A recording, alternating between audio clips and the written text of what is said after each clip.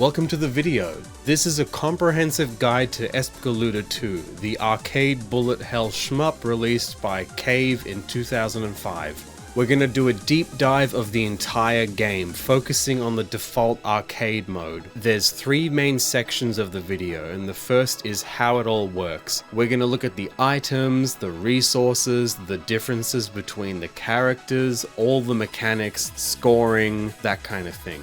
The second section is a commentated 1cc with the character Ageha. I'm also going to put notes on screen for some strategy explanations and other information and stuff like that. And the final section is on strategy. We're going to take a closer look at the gameplay itself, focusing on more specific techniques and ideas, as well as stuff I wasn't able to demonstrate in the 1cc. Just a couple of disclaimer-y things before we proceed. I've put chapter markers for everything, so feel free to skip around and only watch what you want to. I've put all the mechanics information about this game onto shmups.wiki, so you can read that if watching a video isn't your thing, which I totally understand. One more thing, I've included footage from other players throughout this video. When they happen, I'll put their name on screen in the bottom right, and I'll also put a link in the description to the video where I got that footage from. I think Espgaluda II is a fantastic game, and I hope this video helps in approaching what some people consider to be one of Cave's harder titles.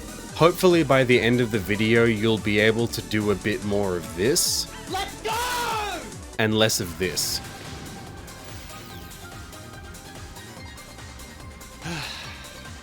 Obviously you've already seen how long this video is, so here's a super condensed quick start guide just to get you up and running. Kill enemies to get gems. Gems fuel Kakusei, a slowdown mode which you can enter at any time. Press the Kakusei button once to enter it. All the bullets turn purple and slow down. Kill enemies during Kakusei to get gold, which gives you points. If you run out of gems during Kakusei, all the bullets turn red and speed up. Press and hold the Kakusei button to enter Zesshikai.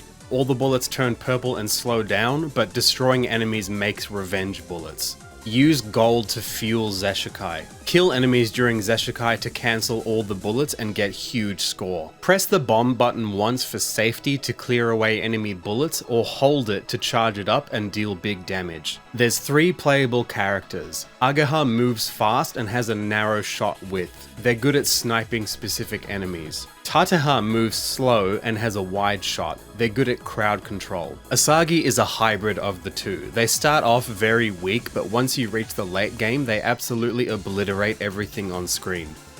That's everything you need to know just to get up and running with the game, but otherwise, let's get down to business. Espgaluda II is a 3-button game, or 4 if you use autofire. It's pretty standard fare if you've played any other Cave titles or just are familiar with shmups in general. Tap A for rapid shot or hold it for focus shot. Generally speaking, with rapid shot you move faster but it's weaker, and with focus shot you move slower but it's stronger. B is your Kakusei button, which is like your special awakening power, your transformation button. It has various effects which impact gameplay, scoring, bullets, lots of stuff. I'll go into more details later. C is your guard barrier button, which you can think of like a bomb. Tap it once to do a weak barrier attack, which is good for clearing away bullets for safety, or hold it to charge it up and do big damage. D is your auto fire button. Hold it to simulate repeatedly tapping A for rapid shot, which is good for saving your wrists. You can remap all of these buttons in the Xbox 360 and Switch ports. The UI is pretty simple, so let's just go through it. All the score stuff is up the top in white text. On the left is the current score, and in the middle is the high score. Just a smidge down is the boss health bar. It drains from right to left, and these gold notches in the health bar indicate the boss phases. These green flames represent your lives remaining, and the gold boxes represent the maximum number of lives you ever held at once throughout the run. Just below this is your gem counter. It just shows how many gems you currently possess. And below that is the gold counter. Same deal except for gold, and the icon on the left represents the current value of gold. I'll talk more about both of these soon. And finally, we have the energy meter. This thing represents how much energy you have left, energy being the resource that's used by the guard barrier, and it drains from right to left. All of these things, except the high score and the boss health bar, are mirrored on the other side for player 2. Throughout the game, there's 6 stages, 6 mid-bosses, and 7 bosses. There's 2 score extends, you get them at 15 and 35 million points. There's also 1 item extend which you can find in stage 3 if you meet certain requirements, but I'll show how to get it during the 1cc part of the video. And like most other shmups, you can also earn some extra score once you clear a stage and when you beat the final boss as well. In terms of progression, Espgaluda II is pretty straightforward. There's no hidden true last boss, there's just like a regular final boss. There's no extra second loops or special round or anything. The only different thing is that the stage 5 boss has a true form that appears if you meet certain requirements. I gotta talk about some basic stuff first before I continue though. So when I say rapid shot, I'm referring to the shot type that happens when you tap A or hold the auto fire button. It's the one where the width is wider, you move faster, and it's weaker. When I say focus shot, I'm referring to the thing that happens when you hold the A button. Your shot width is narrower, you move slower, it's more powerful, your hitbox is visible. When I say normal mode, I'm referring to the default gameplay state. It's like the absolute basic thing of the game. It's when the bullets are blue, it's when the bullets behave normally, it's when you're not doing anything special. And when I say alternate mode, it's when you're in any mode that isn't normal mode. Espgaluda 1 and 2 are all about like entering a state of awakening. You can press the Kakusei button to enter awakening. It affects gameplay, enemy behavior, bullets, scoring, like everything. So when I say alternate mode, I'm referring to any of these modes except normal mode. And this one is just like a basic shmup term, but when I say Zako, I'm referring to those small enemies throughout each stage that just die in 1 or 2 hits. You might already know them by the name Popcorn. Playable characters. There's 3 of them, and they all have different strengths and weaknesses. First up is Ageha.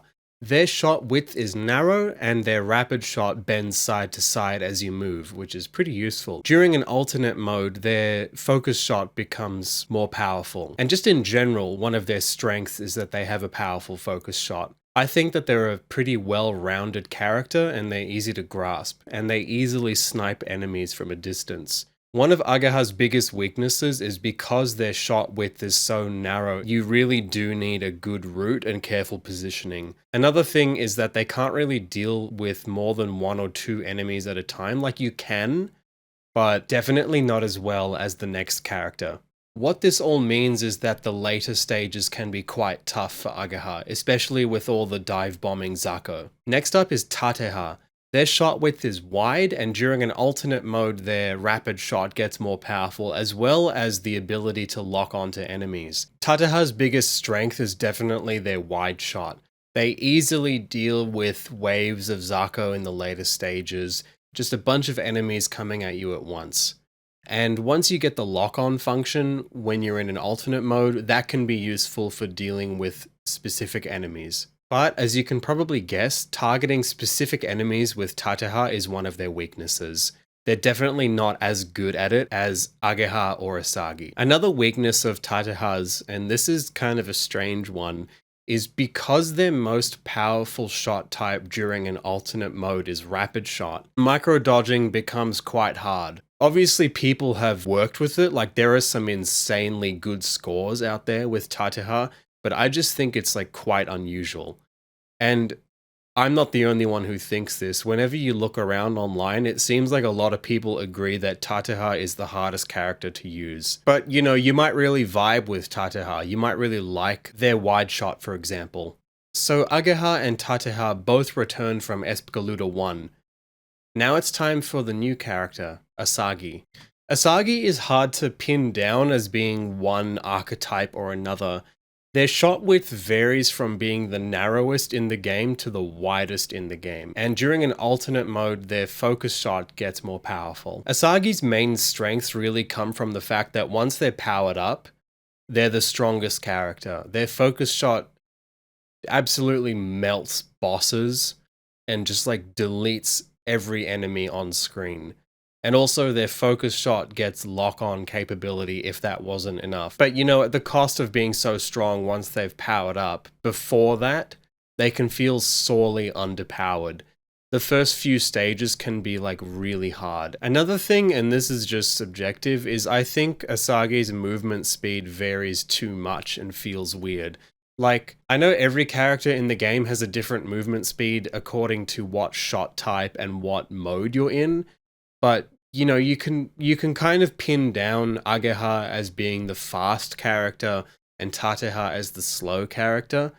Asagi has not only the fastest movement speed, which is their rapid shot during Kakusei, but also like a very, very slow movement speed, which is focus shot in normal mode.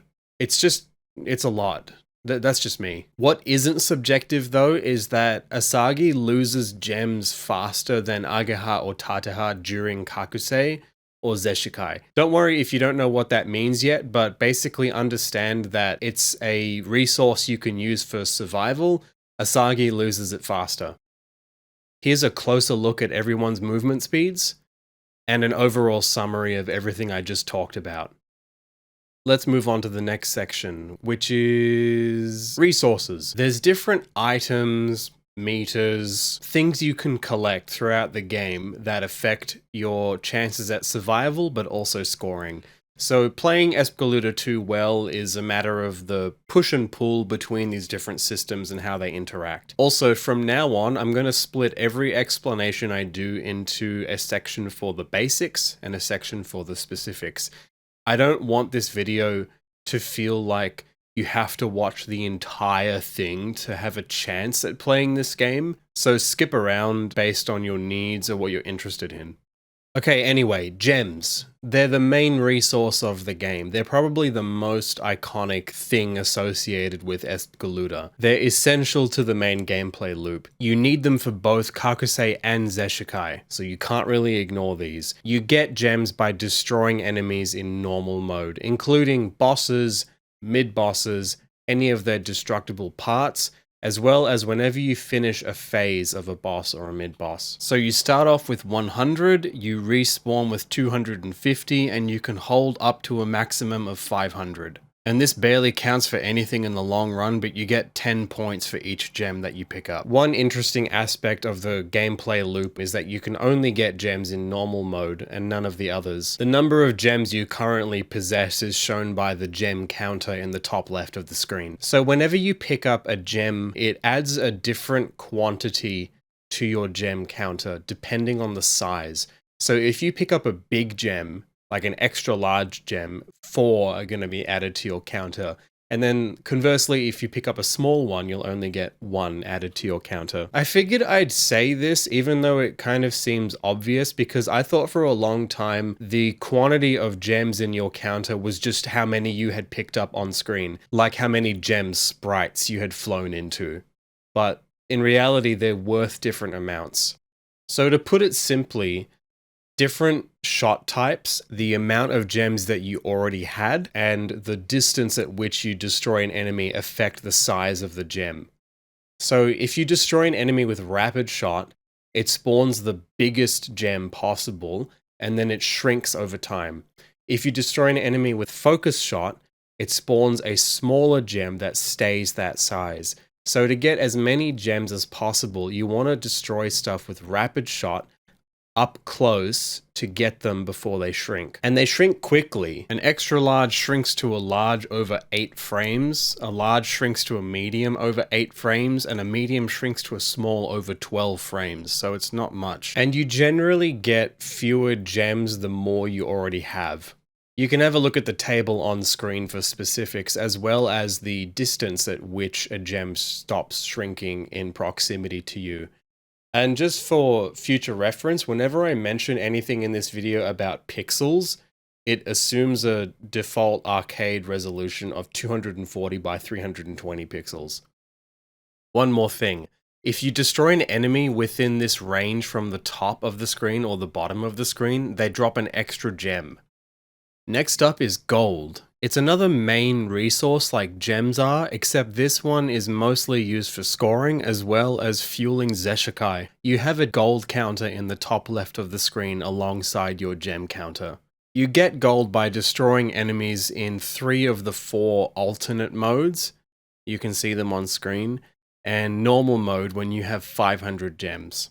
Each gold you collect increases the quantity you hold by 1. So it's not like gems where you can get different quantities, you really do just get 1 for each sprite that you pick up. You can hold a maximum of 1,000, you start off with 0, and when you die, you respawn with half the amount rounded down. Also, gold depletes over time during boss battles, and this happens during every mode, you can't avoid it. Like I said, it's mostly meant for scoring, and the simple version is basically the more you pick up, the more valuable they are, you get more points.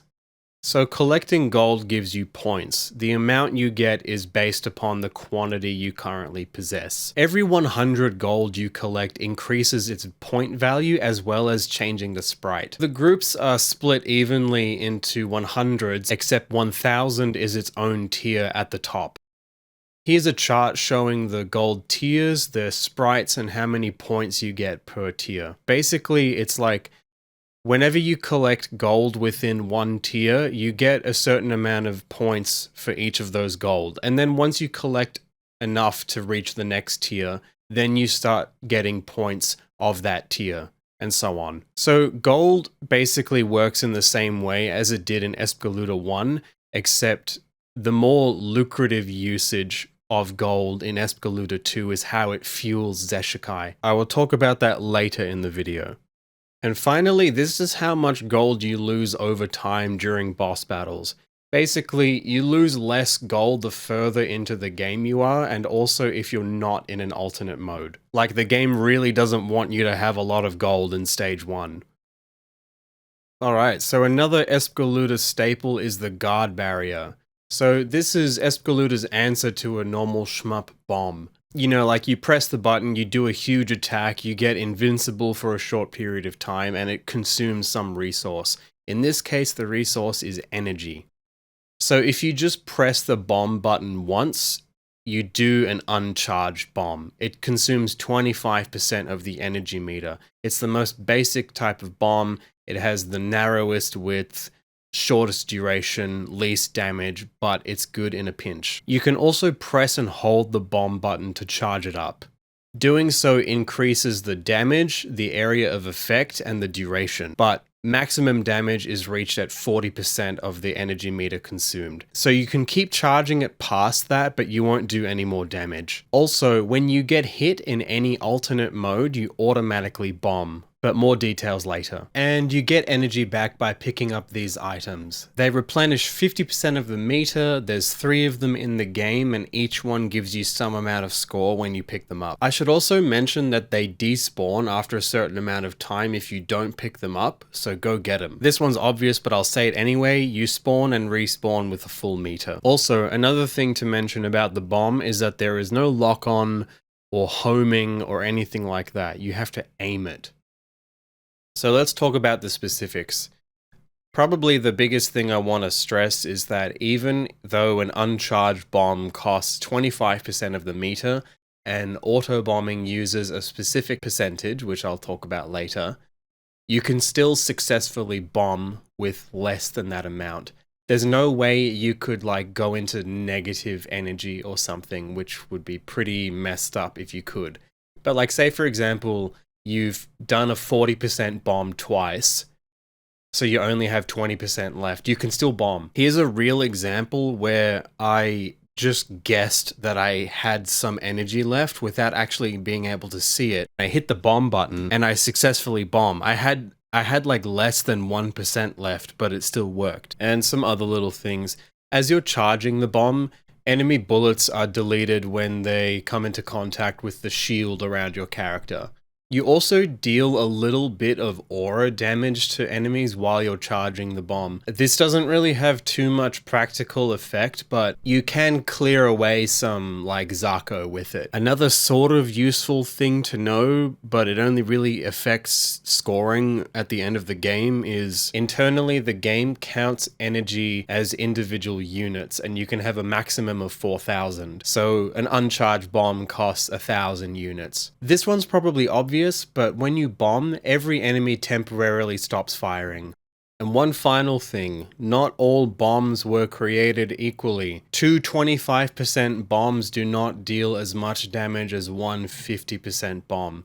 So even though holding down the button does increase damage, the relationship between time spent holding the button and damage is not linear. Basically, if you're gonna bomb, do it decisively. Like, if you intend to do damage, hold the button, charge the bomb, don't just repeatedly do 25%. Not only will the bomb last longer, but the area of effect is wider. That's all I had to say on bombing and the energy meter, so let's talk about power-ups. There isn't really much to say, so let's just go through it. You need 6 to be fully powered up.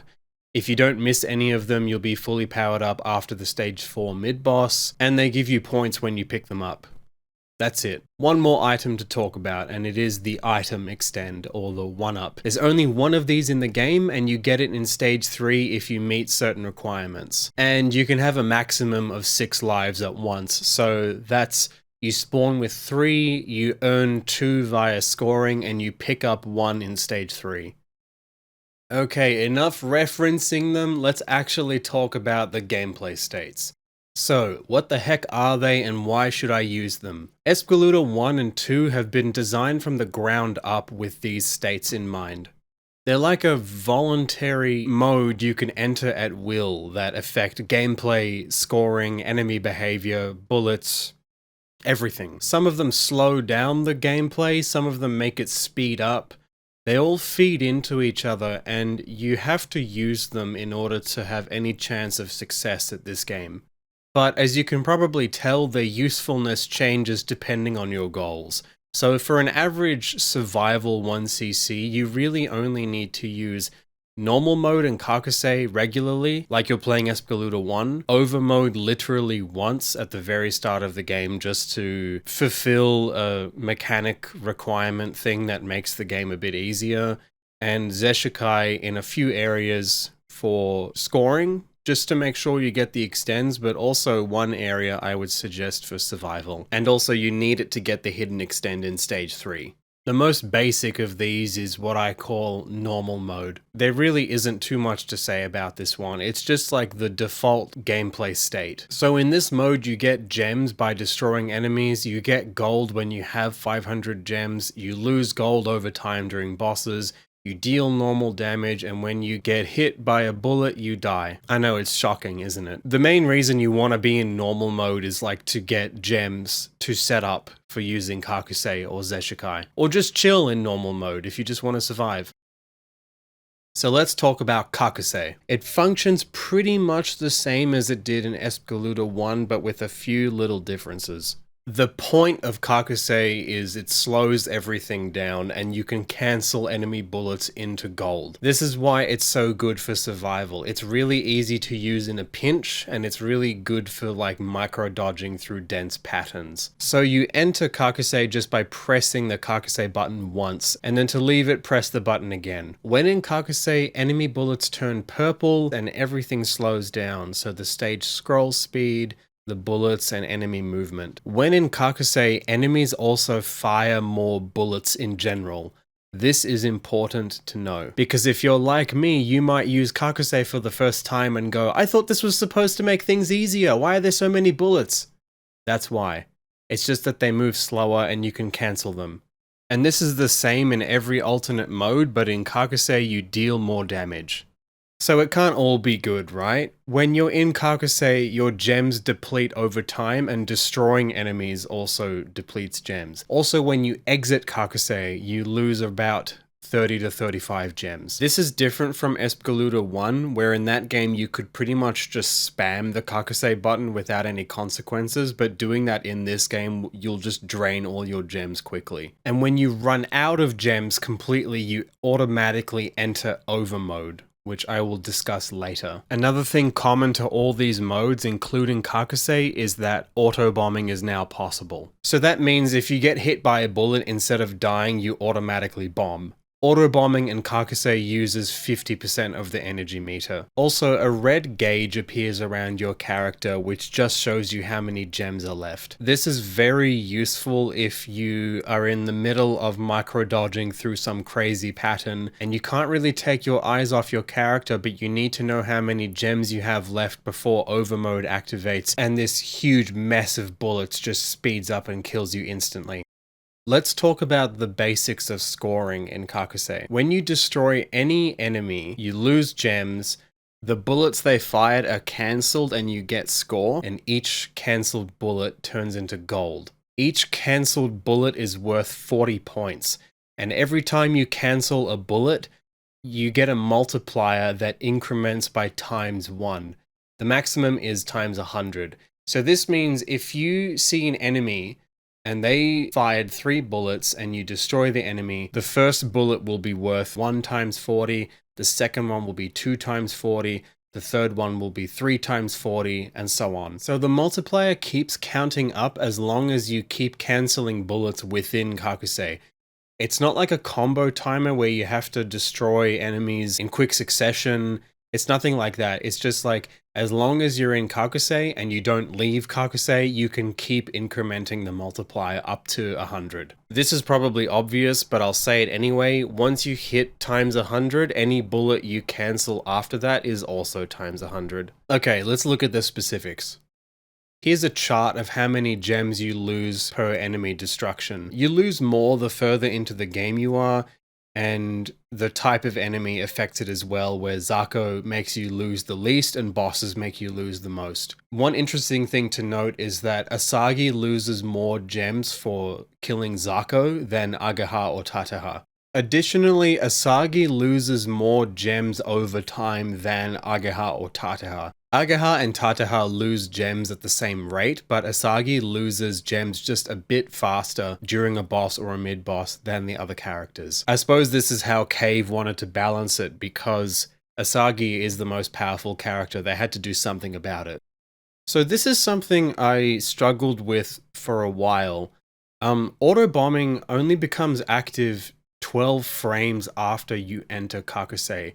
This is the same for any other alternate mode that you enter voluntarily. So like, if you're in normal mode and you press a button to enter Kakusei, Zesshikai Overmode, or Zesshikai Over, autobombing only becomes possible 12 frames after you do the thing. It's not instantaneously. So for example, if you're in Kakusei and you automatically enter Overmode, this doesn't apply. I'm talking about the transition animation in particular. You're vulnerable during this animation. Even though I'm talking about this in the Kakusei chapter, it applies to every alternate mode. Why I'm even talking about this is because for a long time when I was playing this game, I had some subconscious decision process going on, which was like, okay, I'm in a scary situation and I need to get out of it. I have 2 options. I could either bomb or I could use Kakusei. Bombing uses energy, which is the more scarce resource, and Kakusei uses gems, which is the more common resource, so I'll go for Kakusei. But what ends up happening is that bombing protects you instantly. It's just absolutely instantly you are protected. Kakusei takes 12 frames. And you know what can happen in those 12 frames? You get rammed by a Zako. Because you're not even firing. The animation is happening. You're not even shooting. So a Zako can just fly straight into you. And that's what was happening to me. This is a video of a crazy situation I was in at the end of stage 6, where I died during the transition animation between Zesshikai and normal mode. I'm not sure what I was trying to do, but I know that I was repeatedly smashing the bomb button because I was very afraid of dying. And it happened.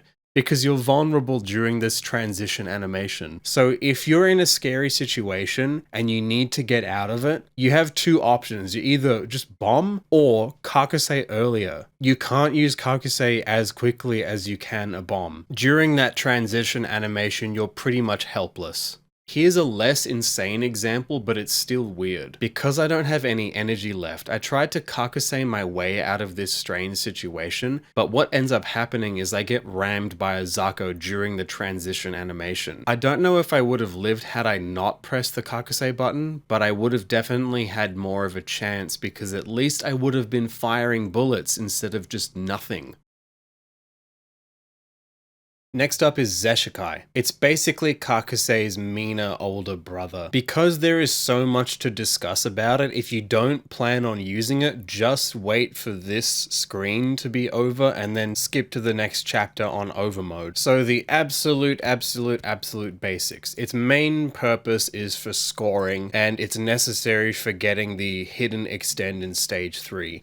It's like Kakusei, except you hold the button to activate it instead of just press it once, and it consumes both gems and gold over time.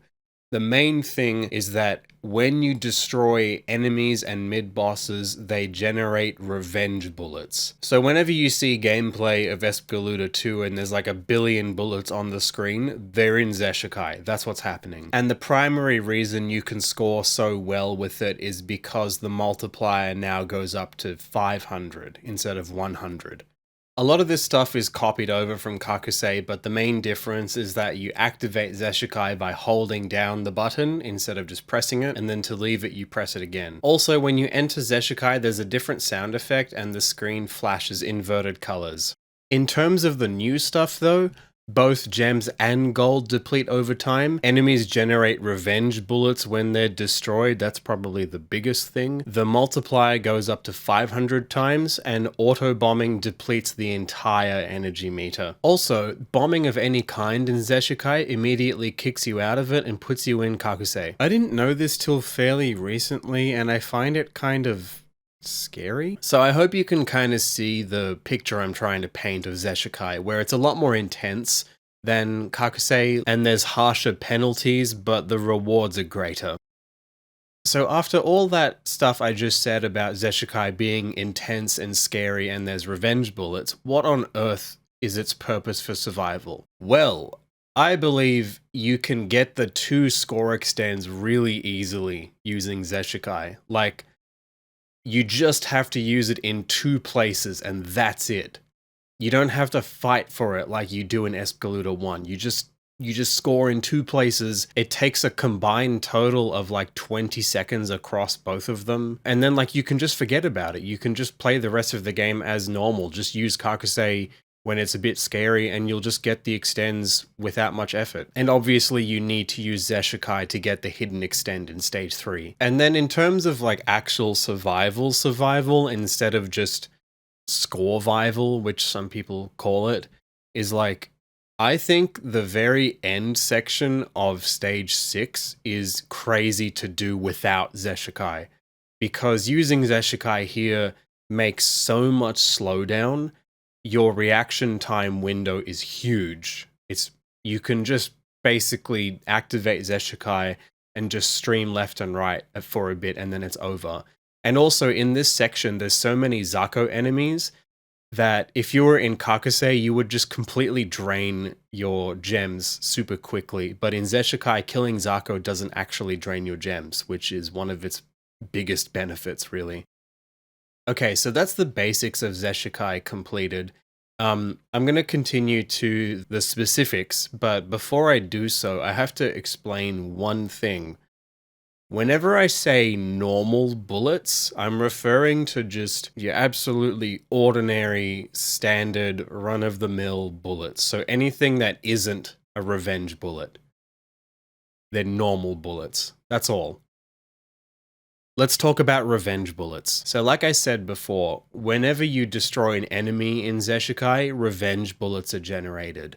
But There's two types of revenge bullets, and they have different spawn conditions. The first one I call spiral revenge bullets. I don't actually know what other people call them, so let's just go with that. They spawn at the enemy's location when it was destroyed, and they appear in a spiral formation. Like it's basically like a firework shape that rotates and expands, and it's not aimed at you. And the other type are what I call aimed revenge bullets. They're a little more complicated to describe their behavior, but for now I'll just say that other bullets turn into these. They don't spawn on their own like spiral revenge bullets do.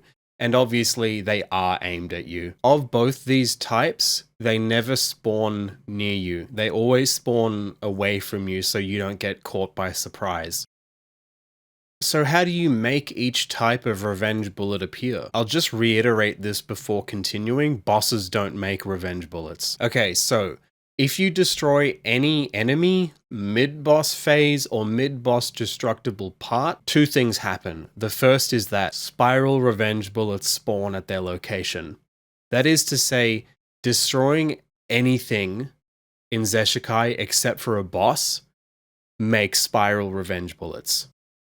The second thing is that if there were any revenge bullets already on screen, they cancel and then become aimed revenge bullets. So like both types, it doesn't matter which. So like when you see Espgaluda II high scoring replays, this is what's making all the revenge bullets like continually cancel and then change direction. When you destroy a normal enemy, mid-boss phase or mid-boss destructible part, so not Zako, anything not Zako, the normal bullets they fired cancel and then become aimed revenge bullets. And you lose gems. So when you destroy Zako, so only Zako, not other stuff, their normal bullets are cancelled, and that's it. They don't turn into other bullets or anything, but obviously abiding by the first rule on this screen, they do make spiral revenge bullets when they die. And unlike destroying other stuff, destroying Zako doesn't make you lose gems. That is really important to know. However, you do still lose gems over time, because you are in Zesshikai after all. You can see how this got complicated pretty quickly, so maybe this flowchart will help. Basically, two things happen whenever you destroy an enemy. The first is that spiral revenge bullets spawn where the enemy died, and if there were any revenge bullets on screen, spiral or aimed, it doesn't matter which, they cancel and then turn into aimed revenge bullets. And then the second step depends on what type of enemy it was. With all these rules, you can basically keep chaining bullet cancels and raise your multiplier to the max very quickly. And obviously with so many revenge bullets flying around simultaneously, this is extremely dangerous. So let's talk about scoring in Zesshikai, which is what this mode really is made for.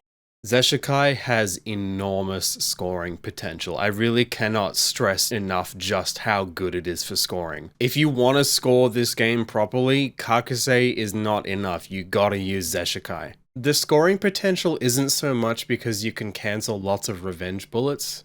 It's more because you can get the multiplier up to times 500, and that normal bullets are worth more than they are in Kakusei. The idea is that you want to try and cancel as many normal bullets as possible with as high of a multiplier as possible. In Zesshikai, normal bullets are worth 50 points, revenge bullets are worth 2 points, and the multiplier increments by 1 to a maximum of 500 for each bullet you cancel, regardless if it's a normal bullet or a revenge bullet. There is one exception which I will talk about soon, but this is basically why Zesshikai is so lucrative. Like, the maximum points you can get for cancelling one bullet in Kakusei is 4,000. In Zesshikai, it's 25,000. And remember, there's a lot of bullets. So whenever you cancel normal bullets or aimed revenge bullets, they increment the multiplier by ×1 each. This is pretty standard multiplier behavior. This is how it worked in Kakusei, except now we're including aimed revenge bullets. When you cancel spiral revenge bullets, one multiplier applies to all of them. So spiral revenge bullets spawn in clusters, yeah? Like a cluster of them will spawn from one enemy each. So of the bullets that comprise these clusters, one multiplier is applied to each of those bullets. So you'll see something like times 5 times 5 times 5 times 5 times 5 instead of times 5, 6, 7, 8, 9. And then like you go about your day and you destroy another enemy that spawns spiral revenge bullets. That cluster will also get its own multiplier applied to each bullet. So you'll see like times 12, 12, 12, 12, 12, that kind of thing. This is the exception I was talking about before. Because I know this crap is super confusing, here's a visual example. We've got two Zako and they've fired 4 normal bullets each. You kill the first one and it's 4 bullets increment one at a time. It spawns some spiral revenge bullets where it died. You kill the next one, it also spawns some spiral revenge bullets where it died. It's 4 normal bullets increment continuing on from the previous one, and the first Zako's spiral revenge bullets all get 1 multiplier. This is what the heck I mean when I say that normal bullets and aimed revenge bullets increment the multiplier in a different way than spiral revenge bullets do. I should also say in a real gameplay situation, it may not count up exactly like this. It may go like 5, 6, 7, and then all the spiral revenge bullets in that cluster are 8, and then the last normal bullet of the second Zako is times 9.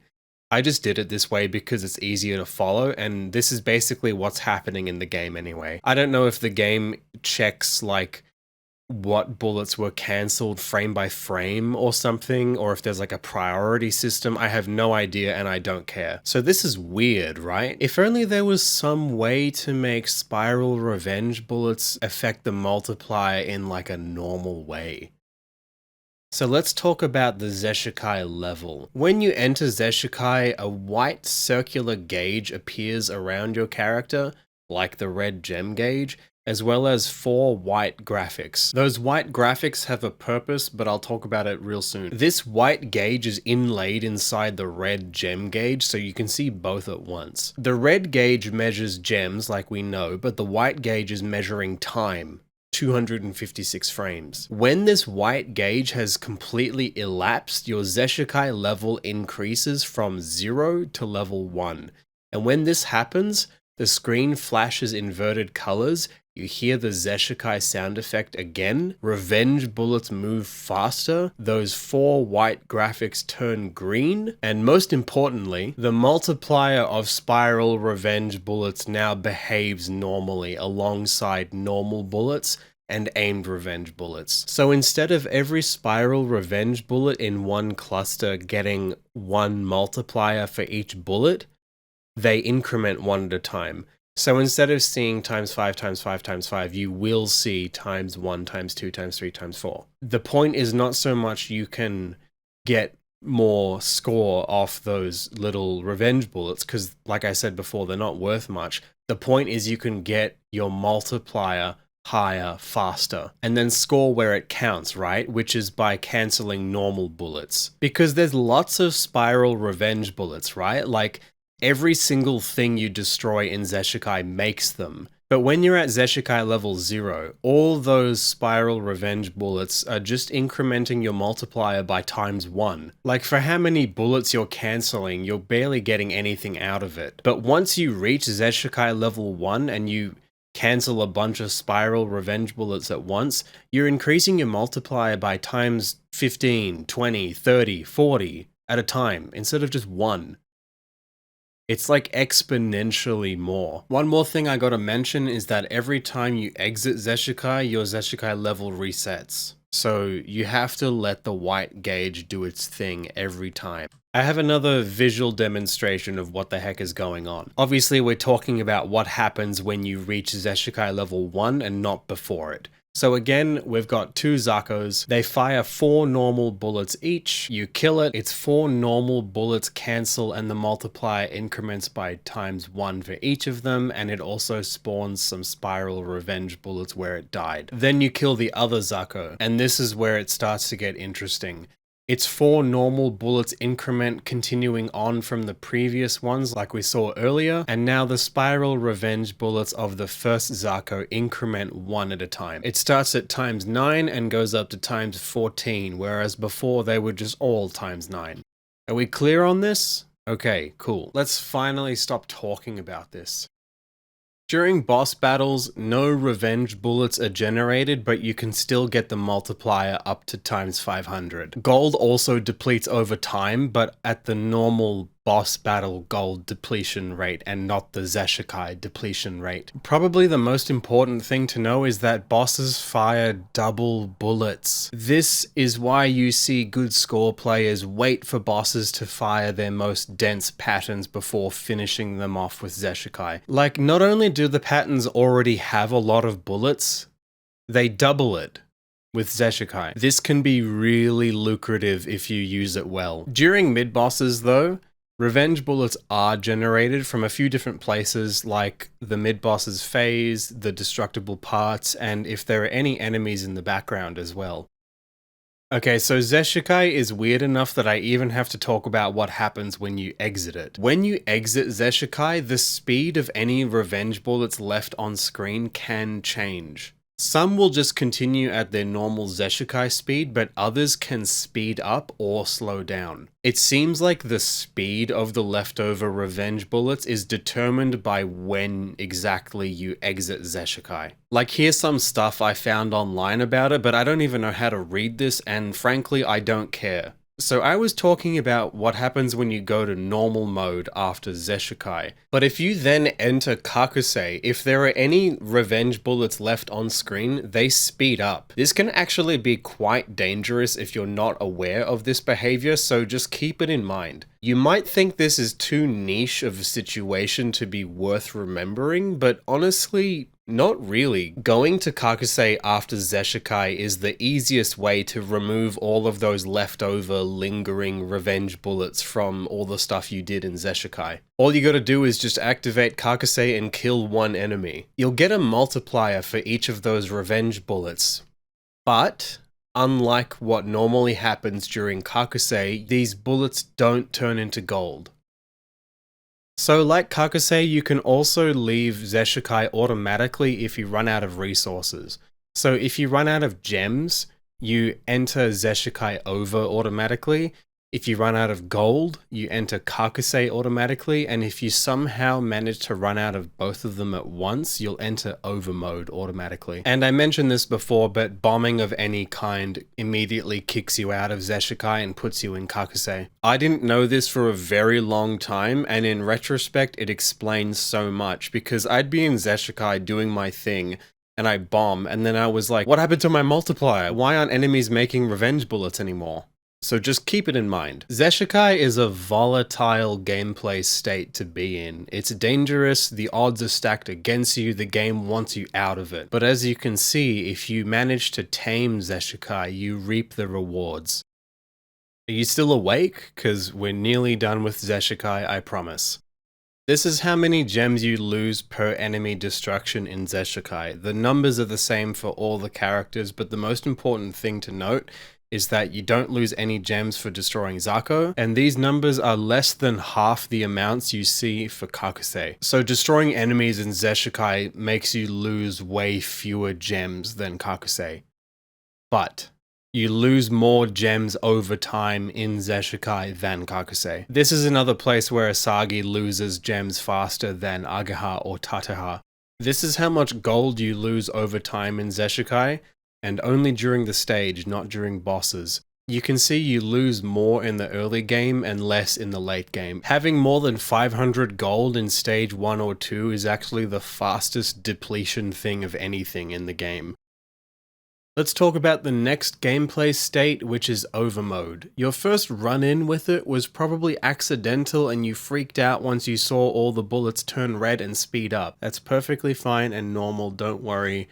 We're all here for you. Its main purpose is for getting gold as well as setting up something which I'll talk about soon. So you enter Overmode by pressing the Kakusei button once when you have no gems, or be in Kakusei and let the gems run out. and then you exit it just by pressing the button again. The biggest obvious thing is that the bullets turn red and they speed up, but the enemy movement speed and the stage scroll speed remains normal. That doesn't speed up. You also deal more damage like the other alternate modes. Where Overmode gets interesting is that you score points over time and you get gold for every kill, once a certain requirement has been met. These are two reasons why you'd actually want to use Overmode. And then Autobombing uses 50% of the energy meter. Probably the most important thing about Overmode is the Kakusei Over level. If you've played Espgaluda I, you already know what this is. So like the Zesshikai level, which I talked about earlier, this is a similar thing except it's a blue gauge and it represents your Kakusei Over level. Every time it elapses, your level increases by 1. You start at 0 and it maxes out at 3. The blue gauge measures time and it takes 250 frames to elapse once. Unlike Espgaluda I, this thing actually persists after death. So even if you die, the game remembers what the maximum Kakusei Over level you achieved was, which is actually really nice. So why would you want to level it up? With at least one level, you get gold for every kill in Overmode. So if you try and kill enemies before you do this in Overmode, you don't get gold. And then for each consecutive level, enemy bullets get faster during Overmode, and this is the most important part, you get more gems from killing enemies in normal mode. This is basically essential to any kind of run, not even just scoring, for survival too. For a survival clear, you can just do it at the start of stage 1 and then you don't have to think about it again. When we get to the 1cc part of the video, I'll show my strategy for doing this. One more little thing, when your Kakusei Over level is maxed out, you get slightly more gold for every kill while you're in Overmode. I tested this by destroying some Zako in stage 5 and I ended up getting 2 gold for each one instead of 1. You get more bonus gems the higher your Kakusei Over level is, but really if you're going to do this at all, you may as well max it out. Getting a bonus gem from each Zako is the real prize because you're destroying Zako left, right and center, and getting an extra gem from each of them is really good. You also earn score just by being in Overmode. This is how much you earn per frame in accordance with what Kakusei Over level you reached. Honestly, it's not that much, like it'll be tens of thousands in a game where we're talking about hundreds of millions, but it is nice. The final gameplay state I want to talk about is Zesshikai Over. From my experience, it kind of seems like most people don't even realize this is a thing, which I guess is understandable. It's definitely the most niche out of the 5 modes and is pretty much only good for scoring, but that's not to say it's useless or anything. You use Zesshikai Over primarily to get a lot of gold quickly, with which you then can spend more time in Zesshikai. So you activate Zesshikai Over by holding the Kakusei button when you have 0 gems but some amount of gold. It doesn't actually consume gold, but you just need to have some for it to work. Or be in Zesshikai and let the gems run out but not gold. And you leave just by pressing the button again. And like the other alternate modes, you deal more damage. Zesshikai Over is basically a more intense version of Overmode. It's the same kind of relationship between Kakusei and Zesshikai, so you can think of it like Overmode but with a bit of Zeshikai's flavor. In comparison to Overmode, you get double the amount of score over time, you get more gold with each enemy destroyed, but you still need your Kakusei Over level to be at least 1. Enemy bullets move even faster, and autobombing consumes the entire energy meter. I gotta just emphasize one more thing before we continue. So I said that you earn score over time while you're in Overmode and Zesshikai Over, and that you earn double the score in Zesshikai Over. They're both nothing in comparison to cancelling bullets and stuff in Zesshikai. Like, just in case you thought, oh, I could exchange this scary Zesshikai bit with just hanging out in Zesshikai Over and get score over time. Not really. And now there's a couple things that are just copied over from Zesshikai. Bombing of any kind kicks you out of Zesshikai Over immediately and puts you into Overmode. And what I'm sure we've all been wanting to hear, bosses fire double bullets. It honestly seems like there's barely any use for Zesshikai Over during bosses, but I have seen some players use it at the very start of the stage 4 boss, because the very start of this fight has a safe spot that's very consistent, and I suppose you can just do the safe spot and get some extra score over time. Again, this isn't really that lucrative, but you know, there are some moments where you can do it, so you may as well. This was also a thing with Overmode in Espgaluda II, but in this game, you can use Zesshikai Over to make extra slowdown. This is a clip of the final pattern of the second mid-boss of stage 6. By using Zesshikai Over here, it makes so much slowdown that the speed is comparable to normal mode. It's not even sped up at that point. There's just so much slowdown with it. This run blows my mind every time I see it, man. I mentioned before that you get more gold for every kill in Zesshikai Over, and while that's true, I don't know what the exact numbers are. These are the results of a test I conducted in stage 5 where I destroyed the same Zaka every time with the same shot type with Ageha, and I recorded how many gold I got from that enemy using Overmode and Zesshikai Over and having my Kakusei Over level at different amounts. So you can see that by not leveling up your Kakusei Over level at all, you don't get any gold, which is the point I was trying to make before. But more relevantly, that you get more gold in Zesshikai Over in general. Like getting 6 gold as opposed to 2 is kind of big, just for a Zako. One other thing to note is that even though Zesshikai Over uses your Kakusei Over level for the benefits, you cannot level up your Kakusei Over level in Zesshikai Over. I know that was one hell of a mouthful, but just basically understand that if you want the benefits in Zesshikai Over, you need to do the thing in Overmode first, and then use Zesshikai Over. So that's Zesshikai Over in a nutshell. That's all the gameplay states, but before we move to the next section, I just want to show one more thing. Here's a summary of everything I just spent the last eon talking about. These are just the essentials, but they are the facts. What I think might be a bit more interesting though is this chart I made of how all the different gameplay states interrelate. Each of these 5 states can be grouped in different ways, enough that I was even considering doing a Venn diagram or something like that. Each of them share attributes, but all of them are unique in their own way. An example is how Kakusei and Overmode are twins, and Zesshikai and Zesshikai Over are like their evil counterparts. Or like Kakusei and Zesshikai are both the slow motion things, and Overmode and Zesshikai Over are the fast ones. Or how Kakusei, Zesshikai, Overmode, and Zesshikai Over are really all siblings, in that they're all forms of awakening. You can even see how some of the intended gameplay loops have been designed around these modes. I mean, this should be obvious, but it really became clear to me once I started putting this chart together. An example is, honestly, I didn't even stop to think, hey, you can only get gems in normal mode. And that's it. I didn't even stop to think like, hold on, you can't get gems in anything other than normal mode. And then the only place you can lose gems is in Kakusei and Zesshikai. And then you can only use Overmode and Zesshikai Over once you have 0 gems. And another cool one is how you can get gold in all of the modes except Zesshikai, and then you can use gold only in Zesshikai. It's like, no way, this game was designed this way from the start, are you kidding? And there's other cool little relationships, like how Overmode and Zesshikai Over are the only 2 modes where you can get points over time, and there are fast bullets. Or how enemies fire more bullets only in the modes where you can cancel bullets, and the bullets are slow.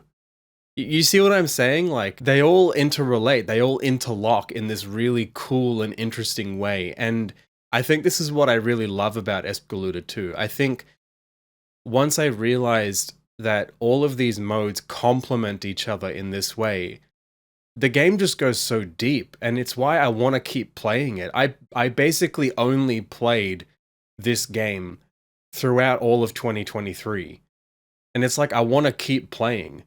This is why I really like this game. Let's talk about scoring, which is any shmup's bread and butter. So this isn't going to be a scoring guide or anything. I'm obviously not qualified to talk about it like that, But what I want to do is I just want to talk about scoring at its most fundamental level, like where score comes from during average gameplay, how each of the 5 gameplay states affect it, and the score bonuses.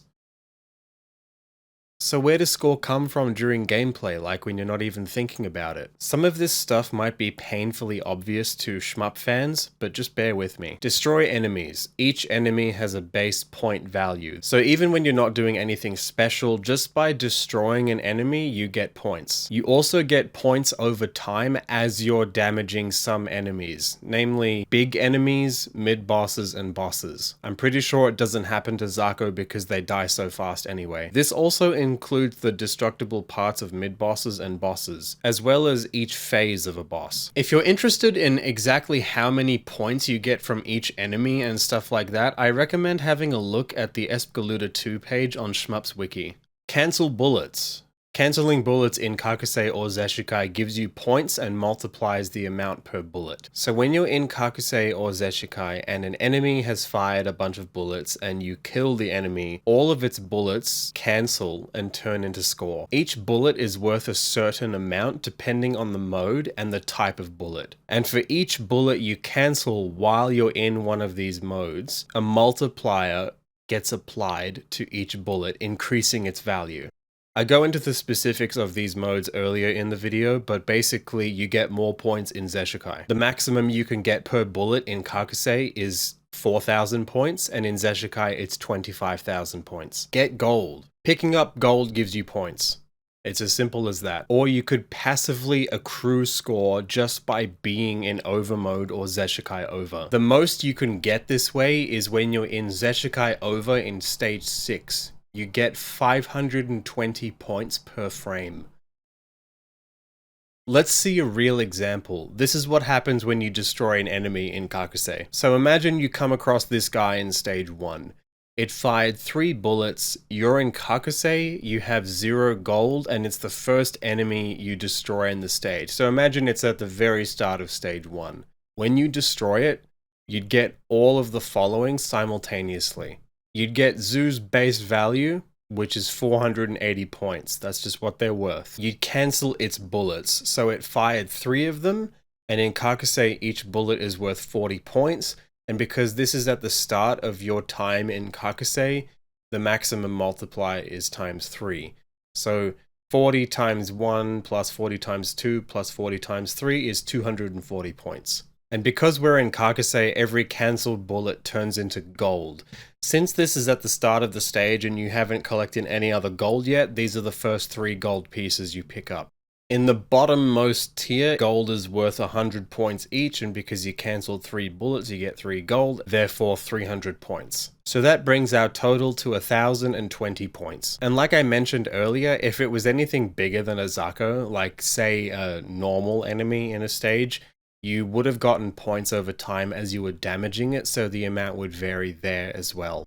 I know this might seem like absolutely boring basic stuff for any shmup player, but I wanted to include it because when I started playing this game, I didn't even know what the multiplier was for. I think at first I thought the multiplier showed how many points I was getting, which is wrong, and then I thought the multiplier might be showing the enemy's base value being multiplied, which is also wrong. I also didn't even know what gold was for.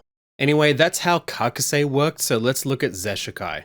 I have a clip here of me destroying a few enemies at the start of stage 1, and its purpose was just to really break down how Zesshikai scoring functions, so let's take a look. Just remember that in Zesshikai, normal bullets are worth 50 points each, and revenge bullets of either type are worth 2 points each. We're gonna kill 3 enemies. Let's see exactly what happens when I do so. I'll also make the score bigger so we can see it easier. As this first zoo goes down, I get 480 points, which is just its base value. We saw that before in the Kakusei section. It also spawned 12 spiral revenge bullets on death, which will become important soon. It also fired one normal bullet, and because it was the very first bullet during Zesshikai, it gets a multiplier of 1, so it's 50 times 1, therefore 50 points. And that's 480 plus 50, which is 530. Next, I kill another zoo, I get 480 points because that's its base value. This guy fired 5 normal bullets before he died. That means these are the 2nd, 3rd, 4th, 5th, and 6th bullets cancelled during Zesshikai, so they're 50 points times 2, 3, 4, 5, and 6.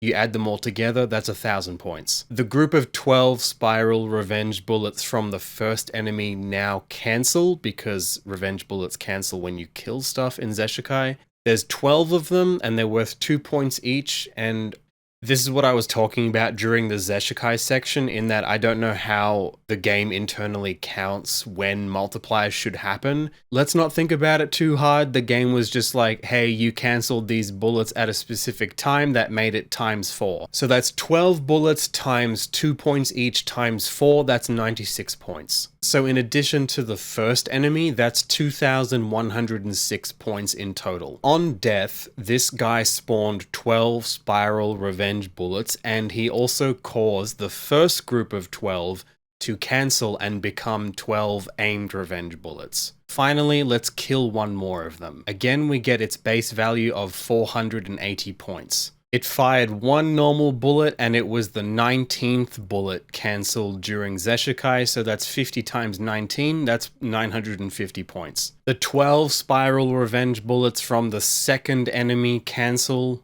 and they're all worth times 7. That's 12 times 2 times 7, that's 168 points. Finally, the aimed revenge bullets from the first enemy, so remember they originally appeared as spiral revenge bullets, and then we killed the second enemy so they turned into aimed revenge bullets, and then we killed the third enemy so they've actually cancelled now. That's 12 bullets multiplied individually from times 7 to times 18. So that's 2 times 7 plus 2 times 8 plus 2 times 9, etc., up to 2 times 18. That's 300 points. That brings our grand total for these 3 enemies to 4,004 points.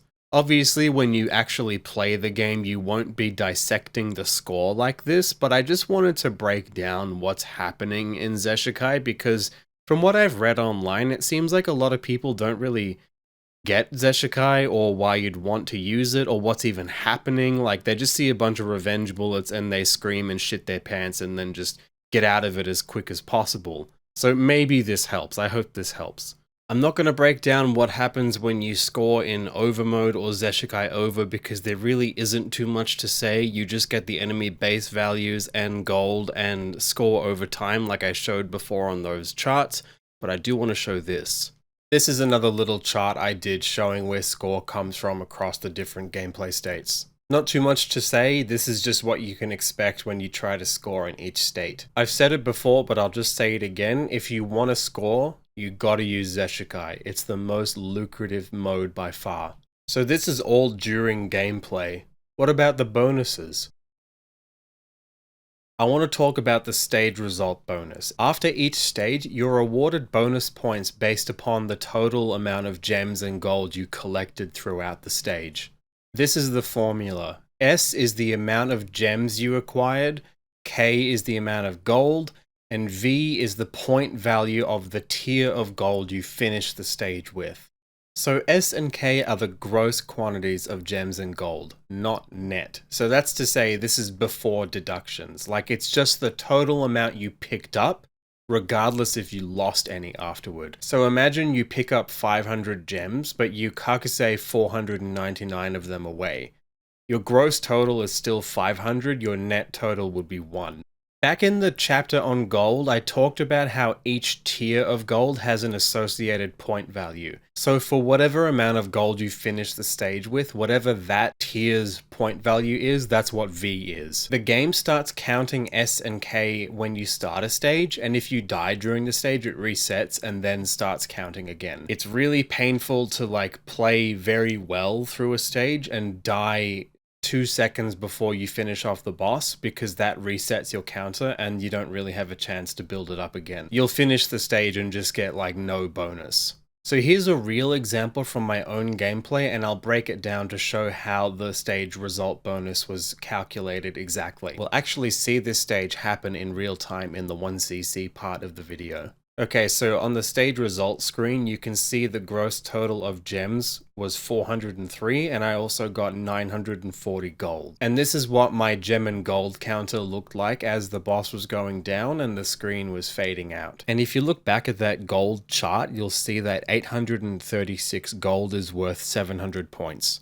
And then finally, this is the math you have to do to arrive at the values you can see in the screenshot. 700,000 points is cool and all, but it's not really much in comparison to what you can do during the stage. Where bonus points really matter is the clear bonus. Once you beat the final boss, you get one more big bonus. Like the stage result bonus, it's also calculated depending on resources you had, but this uses 3 resources, and 2 of them are resources you were accruing throughout the entire length of the game. The first of these things? The amount of lives remaining. So these are the green flames right above your gem counter, yeah? They're worth 20 million points each. Next are the life containers, which are the gold boxes that surround these green flames. They're worth 10 million points each. And finally, the amount of energy remaining in your meter. Remember, the game counts energy as units with a maximum of 4,000. You get 4,000 points for each unit. I want to talk about what all this means because I can give you the data and I can give you the numbers and stuff, but like, why should you care? Have a look at this scenario. You start off with 3 lives, you die, you get an extend, you die, you get an extend, you die, you get an extend, you die twice, and then you beat the game. So you finish with 1 life and 3 containers. But throughout the course of the game, you got all the extra lives and you died 5 times in total. In this scenario, you start off with 3 lives as normal, but you get all the extra lives in a row, and then you die 5 times in a row, and then you clear the game. You finish off with 1 life, but 6 containers. You still got all the extra lives and you still died 5 times, so just like the other scenario, but in this one, you got the lives and you kept them. For the scenario on the left, you'd be awarded 50 million points. And the one on the right, you'd be awarded 80 million points. The clear bonus rewards more consistent play. It rewards getting lives and keeping them. All this means is that if you no miss no bombed the whole game and you got every extend, your clear bonus would be at least 196 million points. Which is enormous, right? Like, that's such a significant percentage of any run of this game. Even the fact that every extra life is worth 20 million points is big. Like, just that on its own. I should mention though that it still seems unclear what exactly goes into the clear bonus. These 3 things are definite, but when you do the math yourself, more often than not, you won't actually calculate the expected clear bonus. I'll put some stuff on screen if you want to read it, but long story short, I think the stage 6 bonus is included in the clear bonus. And I read someone online say once that the stage 6 bonus is doubled, and when I've done the math, I get close to the actual clear bonus, but not exactly, so I don't want to say anything too definite. One thing should be clear though after all this. The clear bonus is huge. It's massive. It accounts for so much of your final score. Like, enough that if you're playing for score, I don't think you can just ignore it. So what does that mean for us though? Before I move on, I just want to mention that I got in touch with a few Espgaluda II OGs to help me out with the specifics and minutiae of how this game works. Urpo, Gus, and LYX have all been into shmups way longer than I have. They've been playing Espgaluda II way longer than I have, and each of them have very impressive scores above 800 million points. So I figured it'd probably be better to ask some really good players like them instead of just me speculating on stuff I don't really know about. The significance of the clear bonus is one of these things. Because the clear bonus is so big, there's the potential that it could inflate a score. I think the clear bonus is sort of volatile in this sense. It has the potential to be the thing that got you your personal best run, without having to get extremely deep into scoring. Oppo mentioned that his current personal best was the run where he got a really big N bonus, so it's clearly important. And frankly, that's the reason I got my current PB too. It was the first run where I finished with more than 1 life left. It's not a huge bonus, but it still counts. I did once have a run that had a higher score during the final boss, but I actually game overed there. A counterpoint to this idea is Oppo also said he would have found it very dull to just focus on getting a big clear bonus, which is obviously true. While the bonus is big, doing normal scoring is bigger. Gus mentioned that the clear bonus lets you get what looks like a score that's decently close to record pace, while still using relatively low-level score strats. He mentions that the skill gap between an 800 million and a 900 million point run is huge, and that the gap between a 900 million and a 1 billion run is even bigger. I suppose you could view this like he's talking about how necessary a big clear bonus is. I'll talk more about this in the next point, but let's think about it like this. Before you reach a certain score, maybe it's less necessary to get a big clear bonus because yes, it's nice, but there's still so much score left to get during the stages that you didn't get. And if you did both, well, all the sweeter your final score would be, right? I hope I've made it clear that to whatever extent the clear bonus inflates your score, it will have some effect, and it's worth thinking about, but it probably shouldn't be that high on your priority list. That's just how real runs go.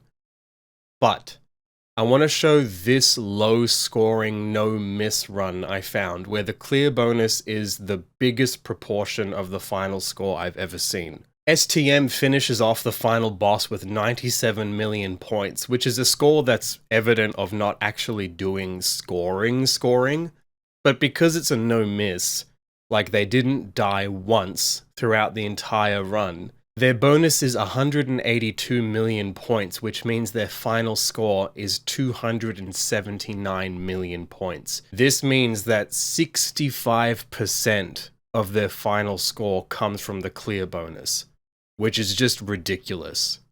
Obviously, that's an outlier, but what happens when a big clear bonus becomes necessary? Maximizing the clear bonus becomes more important the higher your score goal is. If you want to get the record, it's not even a question, you have to maximize it. LYX's personal best is 980 million points, which is unfathomably huge. It was a no miss. I asked him about this. I asked him like, how necessary is the clear bonus when you score this high? And he said if you want to score to the limit, no miss is absolutely necessary. There is no better solution than this. And I thought this part was very interesting. He said it's impossible to exchange 1 miss for more points, which just goes to show how little room there is for error once you're scoring astronomically high. So for people who want absolutely insane god tier scores, yes, maximizing the clear bonus is a requirement. But before that point, maybe not. I think for us average mortals, we should probably focus more on scoring the stages better, like timing Zesshikai cancels better, making the cancels more valuable, like, you know, prioritizing enemies that shoot lots of normal bullets, like these guys, the crazy stuff you can do in stage 1, dismantling mid-bosses, like destroying all their parts instead of just killing them immediately, that sort of thing. Let's talk about some tips and tricks. This is a bunch of stuff that I think is worth knowing, but I didn't know where else to include it. Whenever you're fighting a boss or a mid-boss and you're about to finish a phase, you'll hear this sound. You can use this to time kills when it comes to scoring, but a big one is that you can use it to save gems. Listen out for that sound effect to know when to exit Kakusei or Zesshikai just before a phase is over so you don't lose gems. I use this a lot in my runs and I think it's very useful. You may have noticed that bosses flash white when they first enter. This isn't just some cool dynamic entry thing, it also lets you know when they become damageable. This is useful if you have to time a bomb for some reason, for example, to get a bonus off the stage 2 mid-boss. I think this one is pretty common amongst a lot of Caves titles, but I had to learn it myself, so I'll say it anyway. Because you have two different shot types at your disposal, you might think that the only way to use them is if you press one button at a time. If you do that, when you're swapping between the shot types, there's a big noticeable gap in your firing. If you keep one finger on the auto fire button, and then when you want to do focus shot, you hold that button down too, there's no gap in your firing. This is because if you hold both buttons down, focus shot takes precedence over rapid shot, so you may as well do this. You can maximize your damage output this way. So I mentioned way earlier in the video that this game doesn't have a true last boss, but there is a true form of the stage 5 boss. That's Shin Seseri. She's much harder than her normal counterpart, but she gives millions of points per phase rather than hundreds of thousands. So if you're trying to score well, you should probably fight her, but if you're just going for a survival 1cc, please for the love of God do not fight her. Unless you want the swag points, of course, which is totally valid. There's 3 requirements you gotta meet in order for her to spawn. Number 1, it has to be a single player game. Number 2, your Kakusei Over level has to be maxed out. And number 3, which is the big one, you cannot die up till you reach her. So that's, you gotta no miss everything up to the end of stage 5. Just make sure you die before her, yeah? Unless you want to do patterns like this, but you know, you do you, I'm not gonna stop you. This is a good one. Whenever you exit Zesshikai, a bunch of leftover revenge bullets will remain on screen, which can be a total nightmare to deal with, but there's an easy way of getting rid of them. If you exit Zesshikai and then enter Kakusei and kill one enemy, all of the leftover bullets will cancel and turn into score. However, you don't get gold by doing this. Some enemies are pre-programmed to clear bullets when they're destroyed. It's helpful to remember where they are because you can plan around this. A good example are the big cruise ship things in the first half of stage 2. You can see in this clip that when I destroy the cruise ship, even the bullets of the little Zako ships and tanks on the left have their bullets cancelled as well. I'm sure this one will come as no surprise to any bullet hell fan ever, but your hitbox is smaller than the graphic that appears on your character. And similarly, the hitbox of a bullet is smaller than its sprite. You can make some pretty tight dodges this way, but I would only recommend it as a last resort. Sometimes it can be so consistent that it's a legitimately good strategy to use, so keep that in mind. So this one's a little niche, but it seems like it's quite important to know how to do well if you want to get good at using Zesshikai. You know how Zesshikai is full of revenge bullets, right? Those revenge bullets have a small amount of time before their hitbox activates when they first spawn. And during this time, you can actually fly through the bullets safely. This is different from normal bullets where their hitbox is immediately active as soon as they spawn. Which is what you expect, right? But revenge bullets are a little bit different and you can use this to your advantage. I know this sounds insane, but it's actually possible to identify at a glance which bullets are safe and which aren't because of their shape, their color, and as well as how long they've been on screen if you're aware of what enemies you've been destroying. This is all possible because one of the core principles of Zesshikai is that whenever you destroy an enemy, all revenge bullets that were already on screen cancel and then become aimed revenge bullets. This process of cancelling a bullet means that the bullets disappear, then they appear as a ring, then a circle, then an X, and then they're a real bullet. This does come naturally with practice, I promise.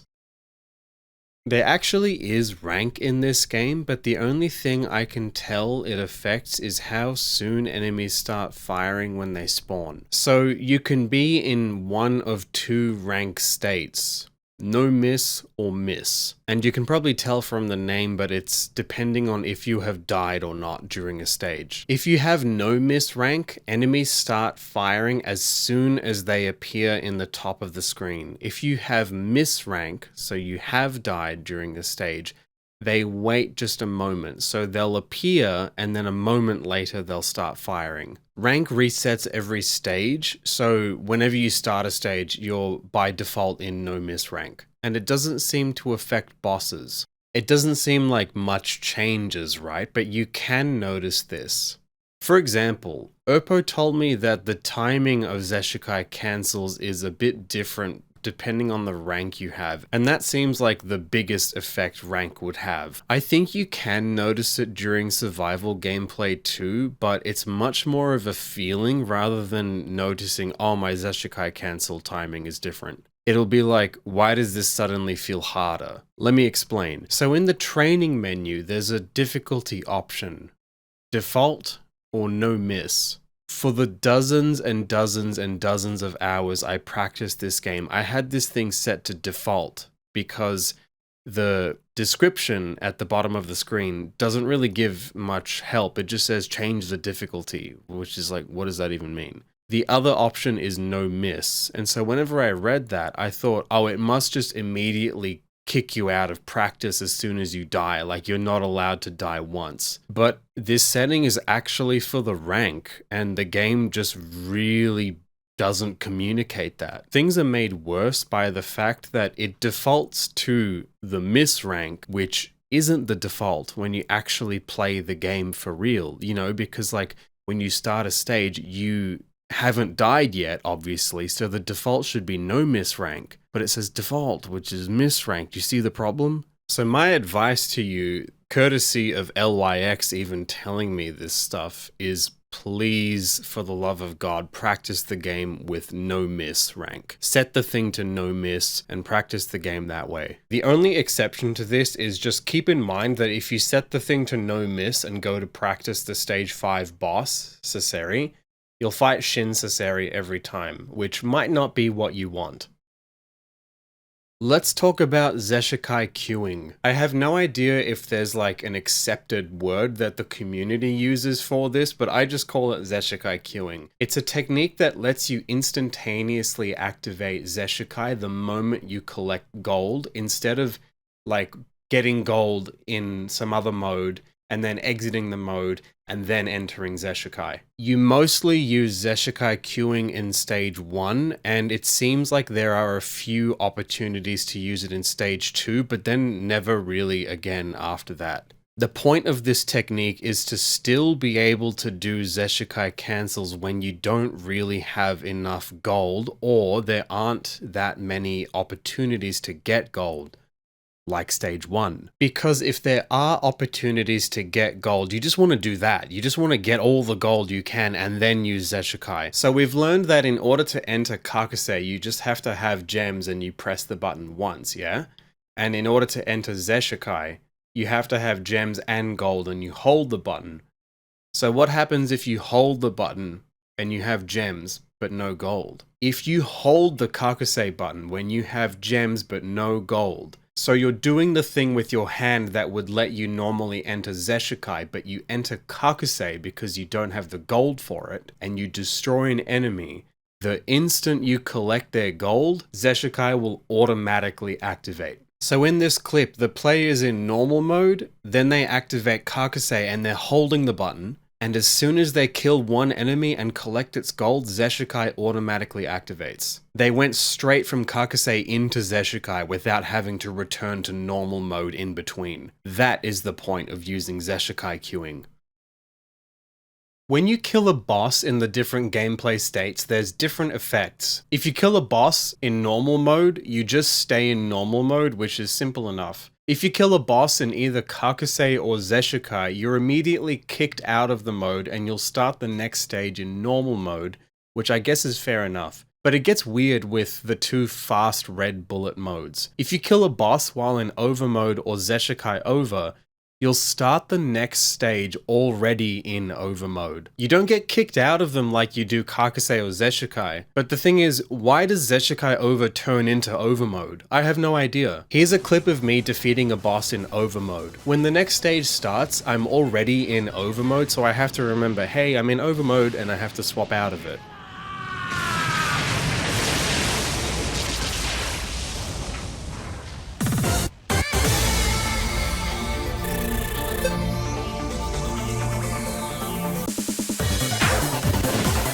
And here's a clip of me defeating a boss in Zesshikai Over. You can see all the bullets double up, which is like what we expect.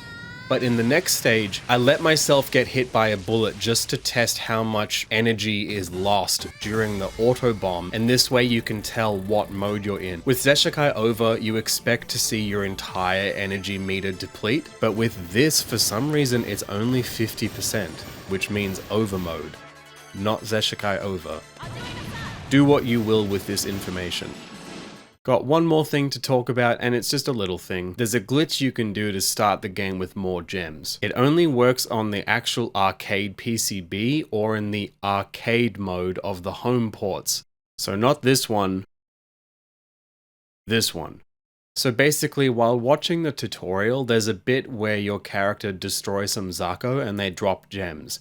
If you start the game when those gems are on screen, but before your character has picked them up, you'll start the game with that amount.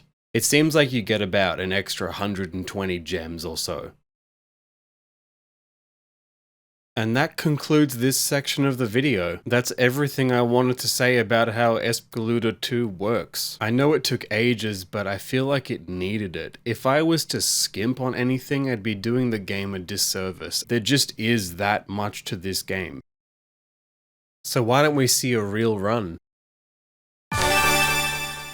Before we get started, there's just a few things I want to mention. This is a 1cc of the Xbox 360 mode with Ageha. The only difference between this and arcade mode is that there's HD graphics and a few bug fixes. Otherwise, everything else is the same. This run is mostly survival oriented, but there's just a smidge of scoring in there. So like I said, this run was done on an Xbox 360. The Xbox 360 and Switch versions have different feeling slowdown with varying amounts of it. Even the arcade PCB has different slowdown. Like, I've put something like 15 to 20 hours into the game on real arcade hardware, and it was surprising to me that all versions of the game have different feeling slowdown, and in different places in the game too. Long story short, it feels like the Switch version has more slowdown than the 360 or arcade hardware, but I don't think it really matters. I would just pick whatever version is most accessible to you and just play the game.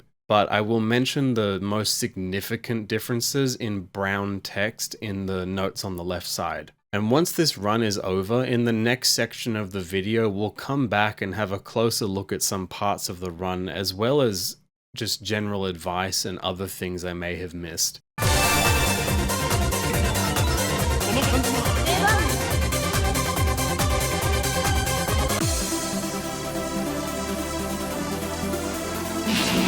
As soon as the game starts, I press the Kakusei button 7 times to completely drain my gems so I can start working on my Kakusei Over level immediately. Once it's maxed out, you get more gems for every kill in normal mode, which is very important for any kind of run of this game.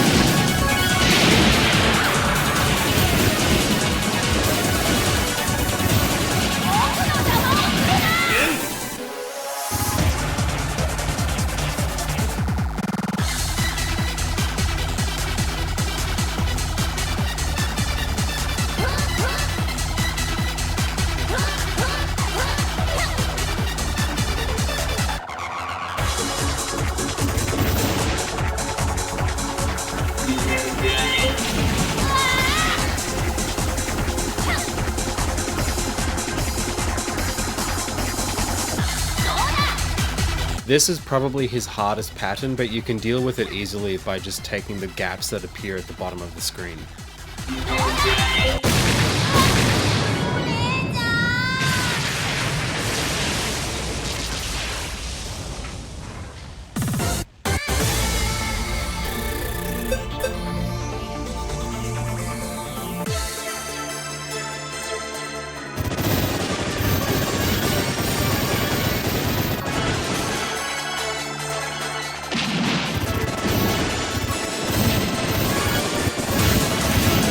These large cruise ships cancel all bullets on the screen when they're destroyed.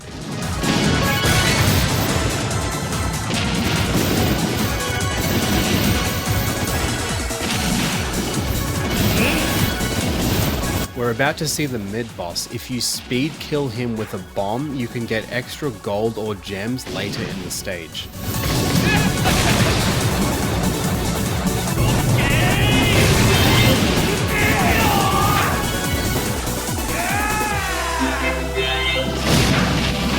After he goes down, move to the bottom left of the screen and hold focus shot. You'll kill a bunch of ships without having to do anything. That glowing thing on the left side of the ship is what spawns their extra items. There's 2 of them and they spawn the items when you move near them. It randomly picks gold or gems.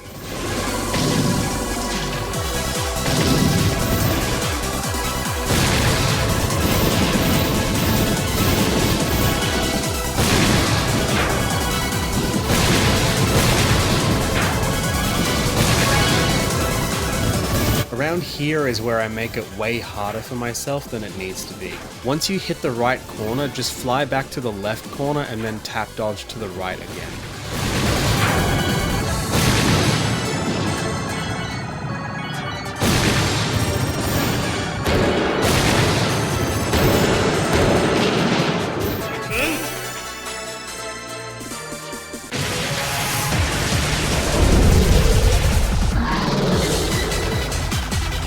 This opening pattern really is just tap dodging. I make it way harder for myself in this run, and I'll show a better strategy in the next section of the video.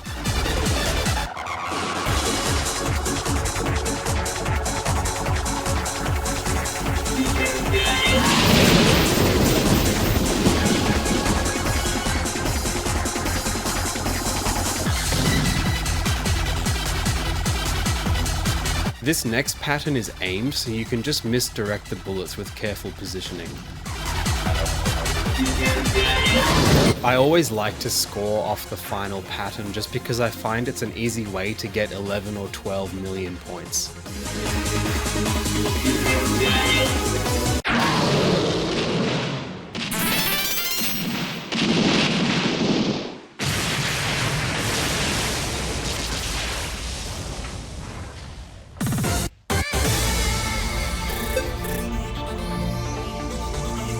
As soon as stage 3 starts, fly to the top of the screen and hold shot. You'll kill this thing without any danger.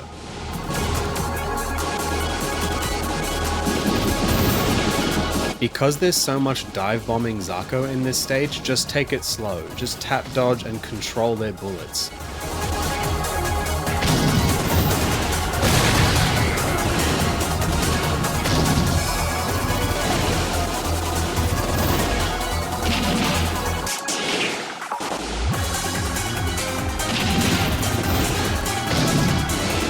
I use Zesshikai against these enemies because I feel like it's relatively safe and I want to get the score extends sooner rather than later.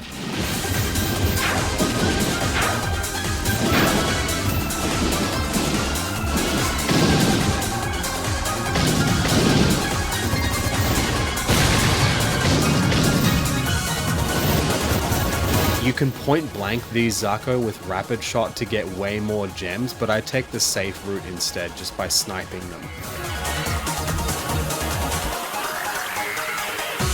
Starting now, you can get the hidden extend, so from now on, up until when you pick up the item later in the stage, do not bomb, even autobomb. Another requirement is you need to destroy all 6 of Sabnac's destructible parts. There's 2 on each shoulder and 1 on each arm. You need to do this in the first phase of the fight.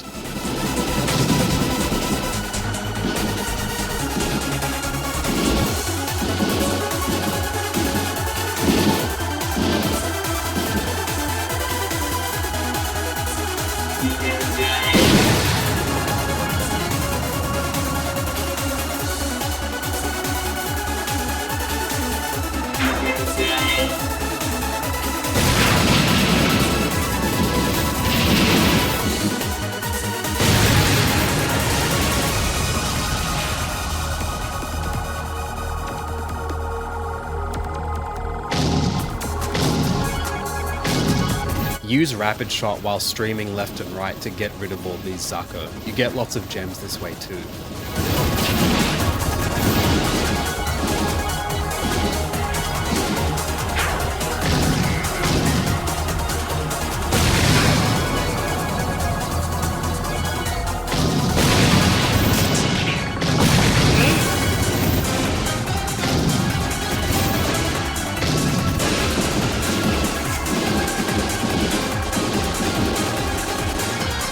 Be careful of these little tanks on the left, sometimes they can shoot you in the side when you least expect it.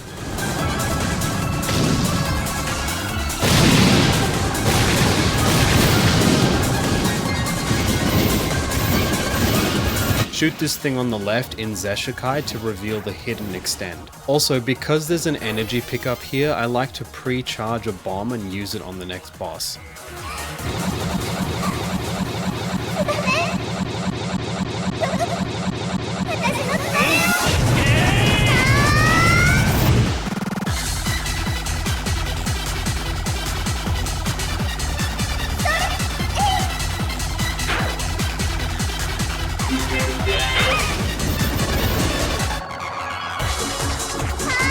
These flowers are destructible. If you destroy them, they stop shooting bullets and it makes the next few patterns a bit easier.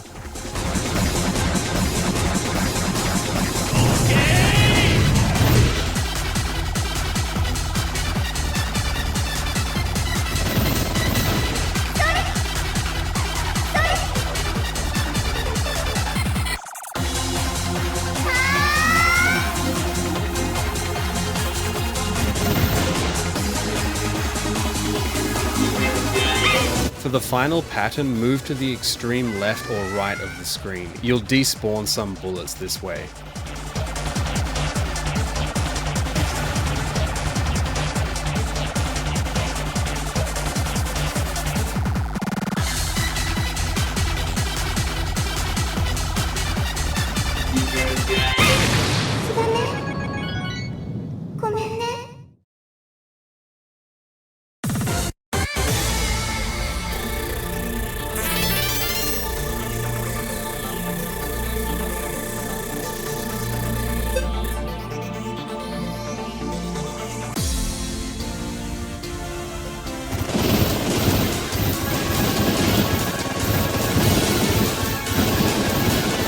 Focus on destroying these big enemies as soon as they appear. They're pretty dangerous.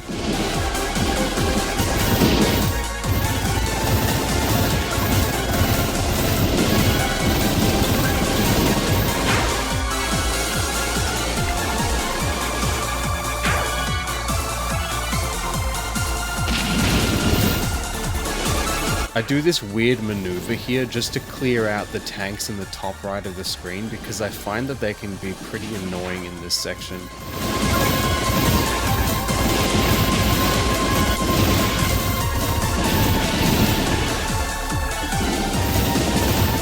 Be careful when destroying the claws on the front of this mid-boss. If you do, they spawn more bullets at a weird angle.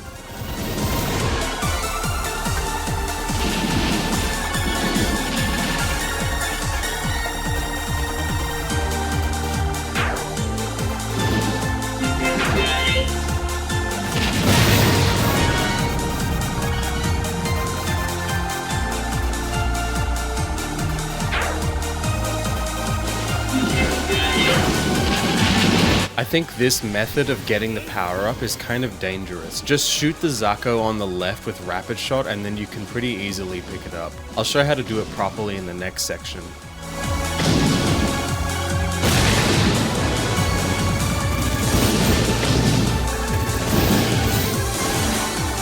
Once this second tank appears, activate Kakusei and hold focus shot. Keep holding it till you destroy 3 waves of Zako, then exit Kakusei and tap dodge to the left.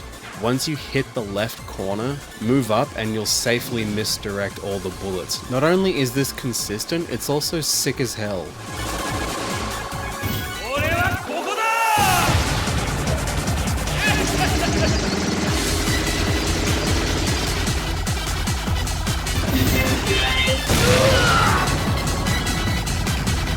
In In this phase, make sure you destroy the machine guns on his left and right. It makes a later pattern much easier.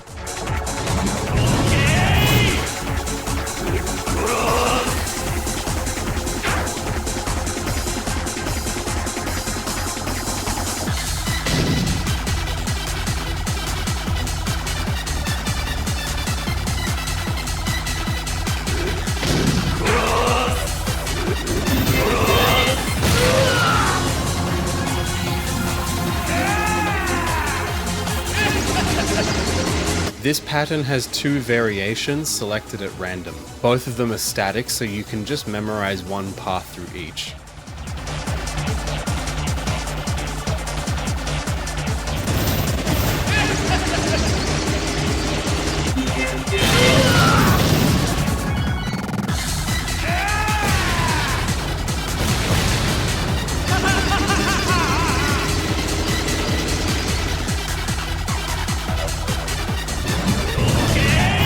Don't do what I do here, take this pattern at the corners, it's easier that way.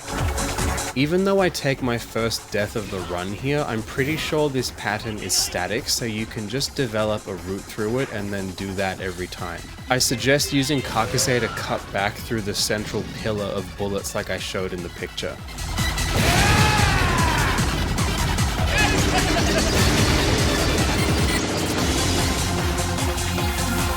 Once these bullets start coming at you from the sides, move to one of those sides and take the gap there. Then move to the opposite side and take the gap there. Don't meet them in the middle.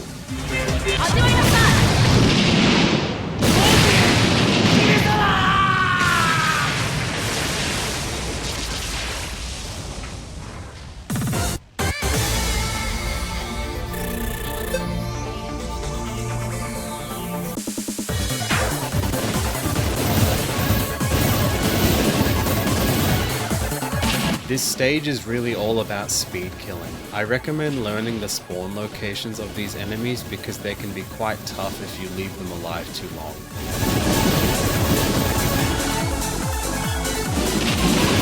If you haven't been using Kakusei or Zesshikai too much, try to memorize when the big drop happens in the stage music. A bunch of enemies spawn at that moment and it's a good way to know when to activate Kakusei.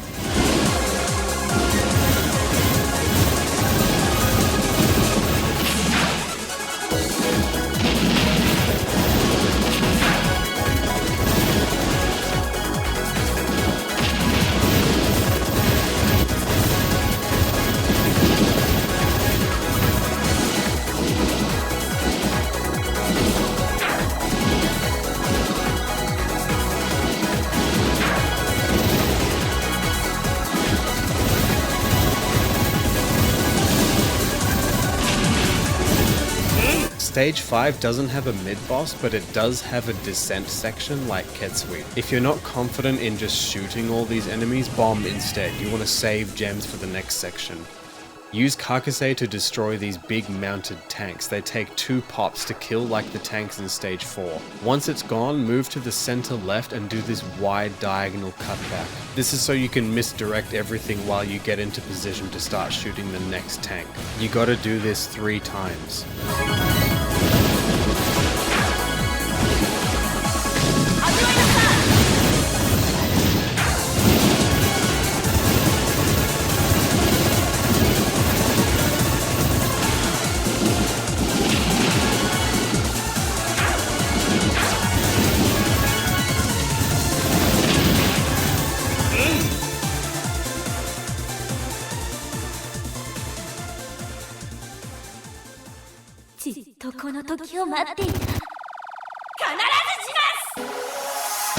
Just tap dodge for this pattern, it looks much harder than it actually is.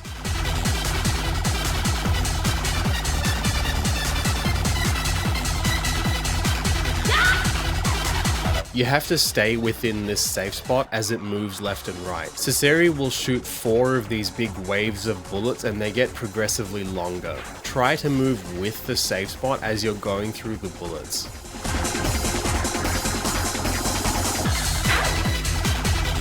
Align yourself with the background pillars like I show in the picture and just tap down a few times. This strategy is very consistent. Move up and position your hitbox on top of Seseri's sword. There's a safe spot inside the bullets, but you kind of have to move around with it.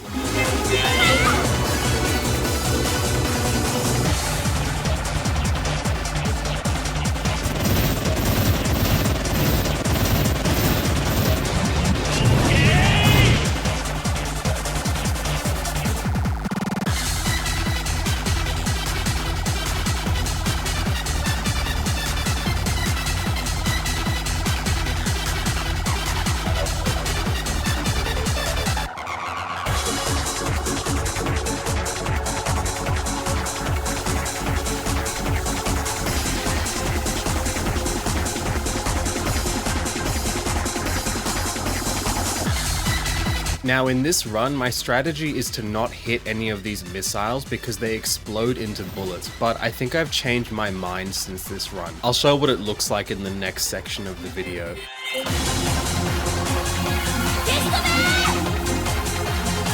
There's a safe spot in the bottom left or right depending on the rotation of the pattern. In this run I score off her final attack by using Zesshikai, letting the bullets come down and then double and then finishing her off.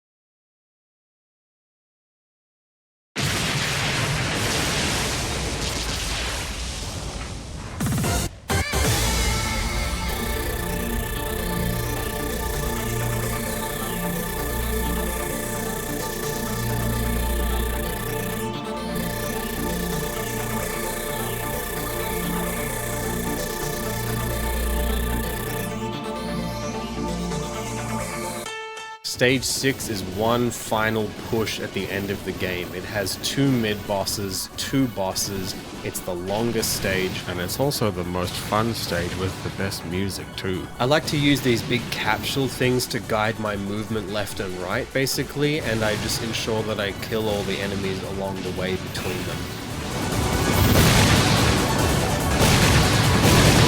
Starting about now is where I make a big mistake. You really want to destroy all the turrets on the left first before going for those flying enemies on the right. After that, go to the top left and tap dodge anti-clockwise along the edge of the screen. I'd suggest using rapid shot just because it's a bit wider and that'll make it a bit easier, or just Kakusei through it.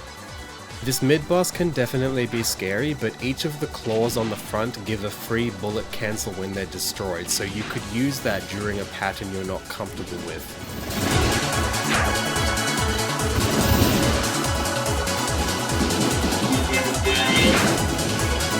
After he goes down, do another anti-clockwise tap dodge like before.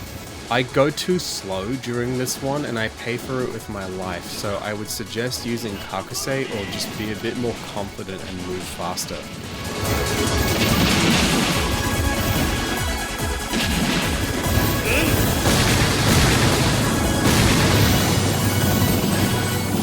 The first bullets from this big ship on the left are aimed, so take it slow, you want to control it.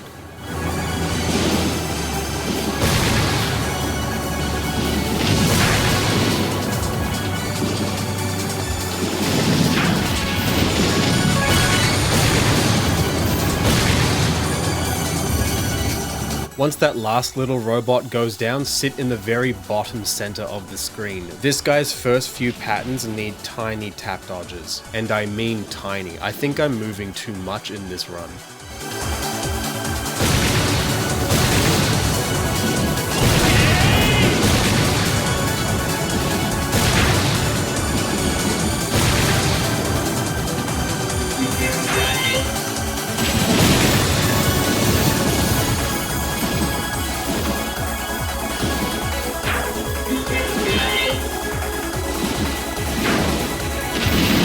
Once he goes down, we're gonna do another tap dodge, but clockwise this time.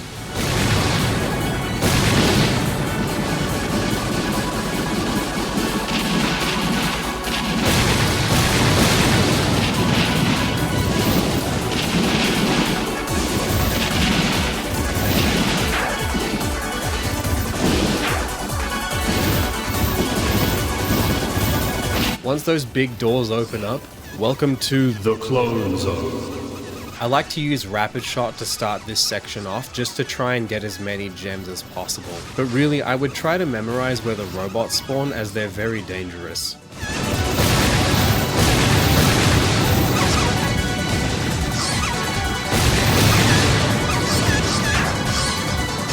Right here I wait until there's an opening and then I do an around the world dodge. That way you can avoid all of the clones on the left and get into position to start the last section. Wait till you can't dodge anymore and then activate Zesshikai. You might think this is an absolutely insane decision, but hear me out. Number one is I think doing this in normal mode seems unrealistically difficult, but I guess you could bomb through it, which is just wasteful anyway. Number two is that if you used Kakusei here, you'd be losing gems for every single Asagi clone you destroy, so you'd basically just drain your gems away instantly. Because you don't lose gems for destroying Zako in Zesshikai, you're only losing gems over time, which is the lesser of two evils. And number three is because there's so many revenge bullets on screen, the game absolutely slows to a crawl. This means that your reaction time window is really big. You can use this time to see where the safe path is, to see where you can move next, because all you're basically doing is streaming left and right and just ensuring that you keep destroying the clones. Try to leave about 100 gems left in your counter, exit Zesshikai, re-enter Kakusei, and kill one enemy. You'll get rid of all the revenge bullets that were left on screen, and then we're basically done with this section. I end up having to bomb too because I was a bit scared. Align yourself with this pillar on the left and be praying.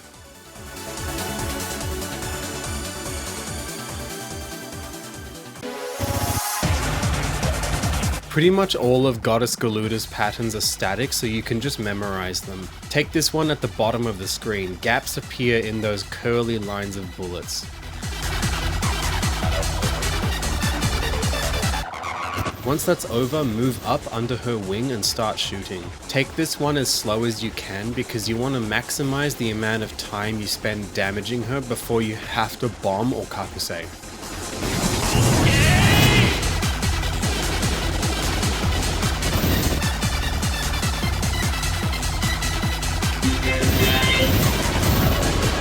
This pattern is mostly static, but its orientation is randomized, so you have to keep an eye out for the direction the big wall of bullets is first moving.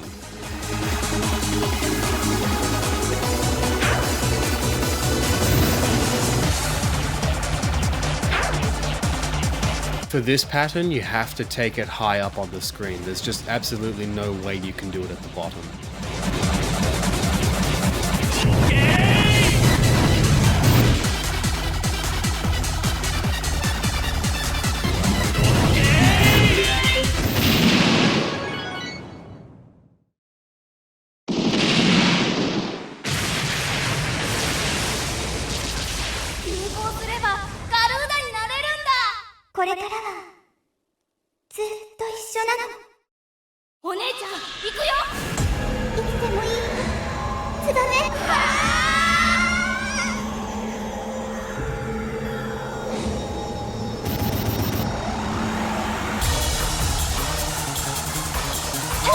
Start off by moving to the extreme bottom left or right to despawn some of it. Then tap dodge to keep pace and escape once you hit the other side. I micro as long as I can through this pattern and then bomb once it's too much. This pattern has a very effective safe spot, but unfortunately I fail it during this run. I basically misjudge when to start moving and it went bad. Start in the bottom center and move up once the bullets start firing. You can misdirect some of it this way. You can make it through these bullets, but I bombed just because I feel like I didn't do it right.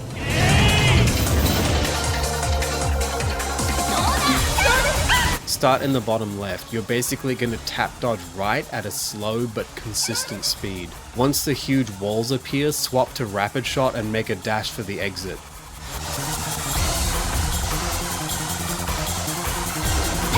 I basically missed my exit for this pattern, so I get cornered and I panic bomb, but it ended up being the right call. The next pattern has a very consistent safe spot. You align your hitbox with this thing on the UI, but because the pattern is sort of aimed, you have to get there early, otherwise you run the risk of the safe spot not working. For a survival-oriented 1cc, you want to exhaust all your resources effectively to maximize your damage output while living as long as possible. You hold out as long as you can until you have to bomb, and then you repeat that until you have enough energy left for one more bomb. But this time, you go as long as you can and then Kakusei instead. Then you micro-dodge as long as you can. That last bit of energy we reserved is for an auto-bomb in case you get hit. I actually do get hit in this run. I get hit like as soon as I enter Kakusei and I auto-bomb straight away, but that's what it's for. And if you don't have energy left, as Ageha, it takes about 350 to 400 gems worth of Kakusei to finish off Kujaku.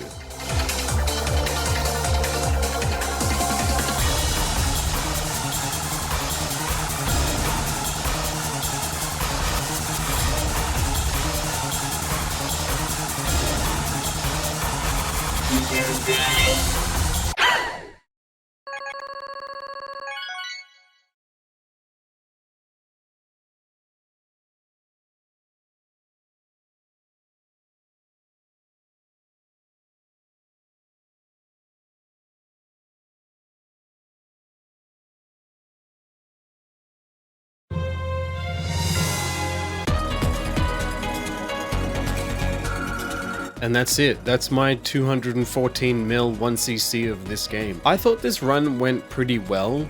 Like, my first death being in stage 4 is pretty good, and it was during a pattern where it was just like I had a brain fart. Everything else was going pretty much according to plan. Stage 5 was awesome. It's just stage 6 kind of fell apart. I mean, not really, but those 2 deaths I had early on still haunt me. And dying to the flower pattern in Kujaku is painful. But I cleared, I scored in the bits that I wanted to score, so, you know, that's pretty good for now. When I come back to this game, I'm gonna smash this score though, and I'm not gonna die twice in stage 6 like that. So because I didn't get to cover everything in this run, in the next section we're gonna come back and look at some parts in closer detail.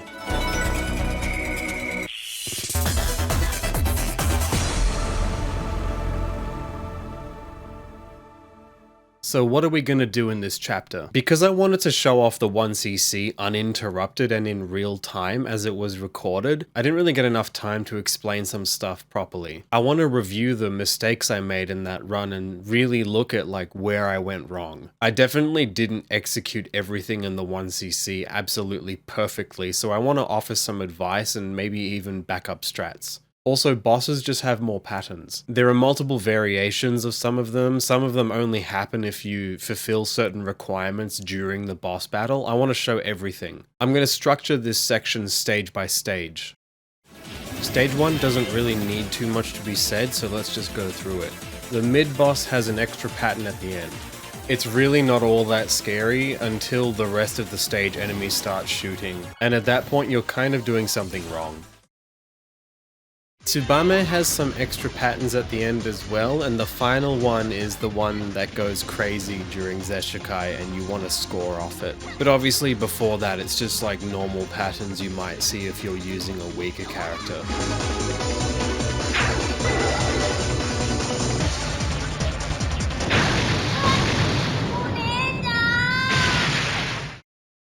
Whenever I fight the mid-boss of stage 2, Madara, I pretty much always bomb him because I want the item fountains that appear after him. This is what it looks like if you don't bomb him.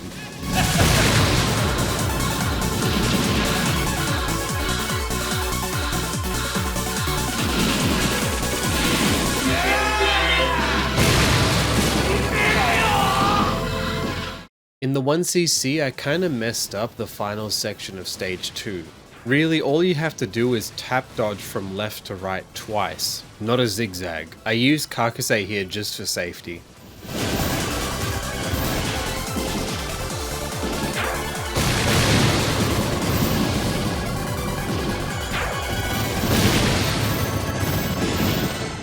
Here's a better strategy for the boss's opening pattern. I really overcomplicate it in my 1cc. All you have to do is just tap dodge in this L shape.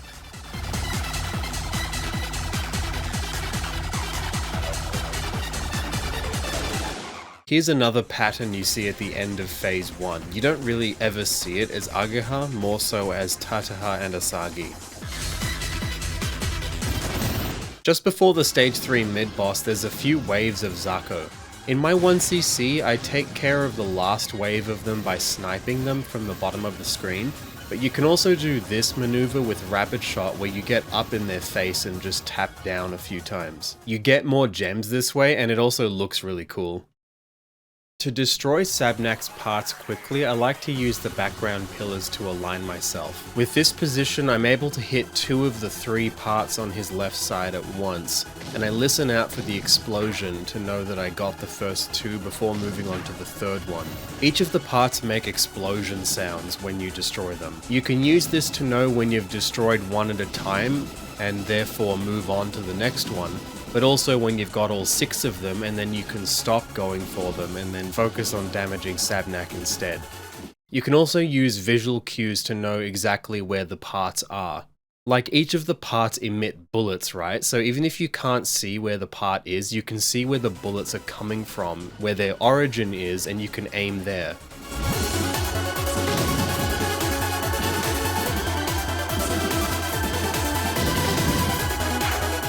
One of Sabnac's patterns in phase 2 has 2 different variations. They're not that different from each other, but it might catch you by surprise if you're not expecting it. The one on the left, you kinda just move left and right, and the one on the right, I like to just follow the lane up till the wall and then I can exit at the top. I don't think either of them are that hard. Sabnac also has a safe spot, but you'd only ever need to use it if you're scoring. It's just a place you can hang out while you wait for the most dense pattern to come out, and then you start doing your stuff in Zesshikai.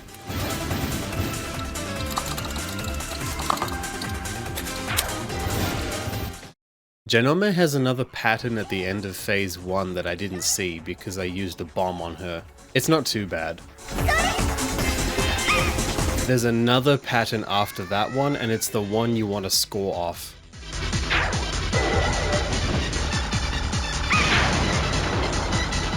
There's also this stuff at the end of the second phase.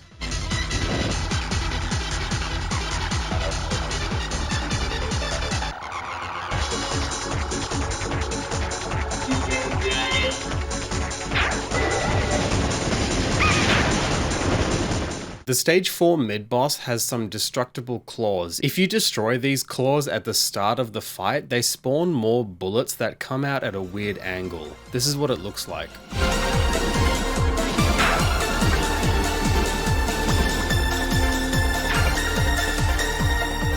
I find the power-up that spawns after the mid-boss actually kinda scary to get sometimes. It has to do with how far the stage is scrolled and when enemies spawn. This is what I did in the 1cc again. It's definitely risky, but it worked. I wouldn't recommend doing it like this. Like, don't pick it up immediately, my god. Do it like this instead. Just focus on destroying the Zako that appear on the left with Rapid Shot, and then you can safely pick up the power-up.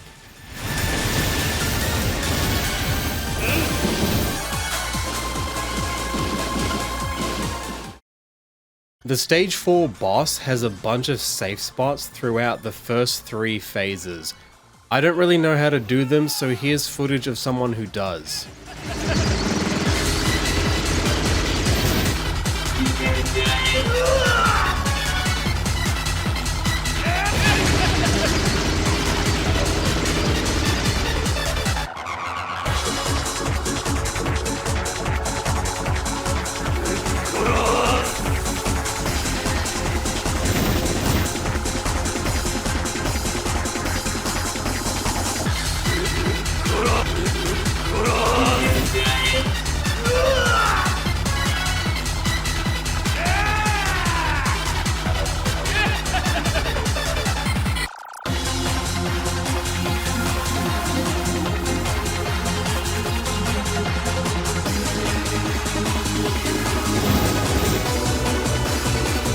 I mentioned in the 1cc that you want to destroy the 2 machine guns on Madara's front during phase 2 because it makes a later pattern easier. And then I ended up not even seeing the pattern, so here it is.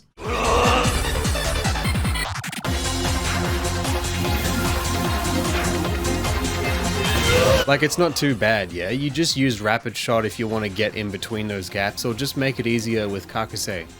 However, if you don't destroy the machine guns, this is what happens.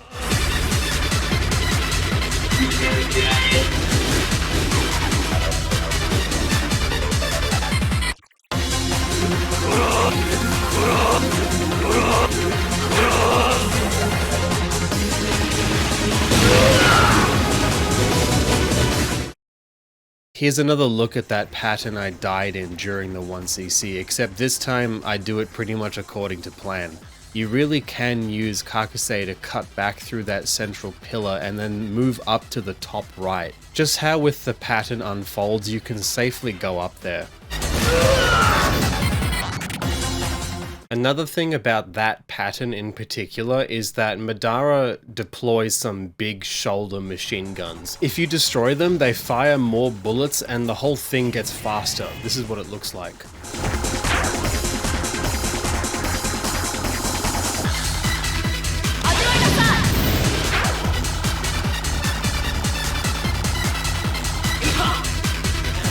The same thing also happens in the final pattern. I already showed what the guns are in the 1cc with that on-screen picture, but this is what happens if you destroy them. The reason you'd even want to destroy the guns in a real run is because they give millions of points each, and they also spawn more bullets that you can do a Zesshikai cancel with.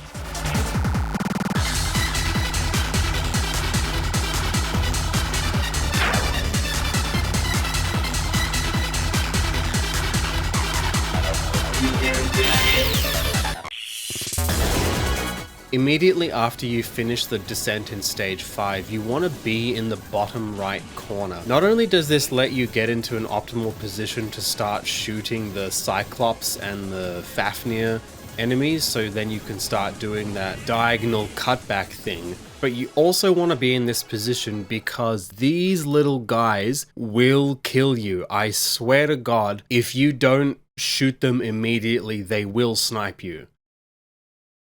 There's a couple of things I want to talk about in regards to Seseri, but neither of them are about Shin Seseri. The first thing I want to talk about is Phase 2 Pattern 4. In the 1cc, it's the one where I stopped shooting. The reason is because this is an old strategy of mine where I thought that this pattern was harder than the next one, but now I actually think the opposite. I think that this pattern is easier. So again, this is what I did in the 1cc.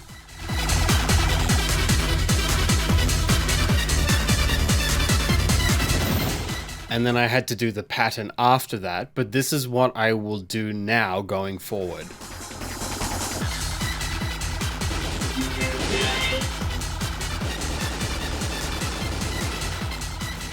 I honestly don't think it's that hard. You kind of just tap dodge a few times, as opposed to wondering if I'm even doing damage at all in the next pattern. Speaking of the next pattern, it has 2 variations. Both of them are comprised of 2 patterns from somewhere in the second phase happening simultaneously. This is the one that happened in the 1cc.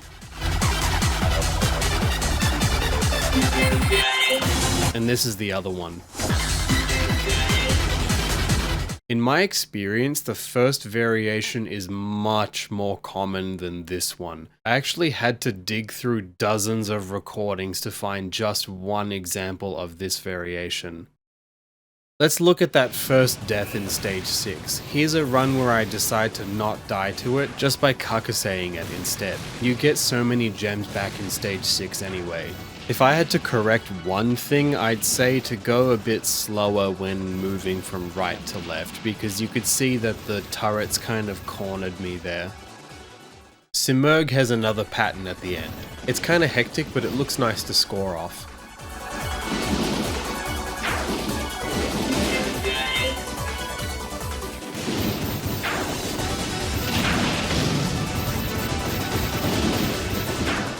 This is the place where I died the second time in stage 6. This maneuver is consistent, but you just have to be careful.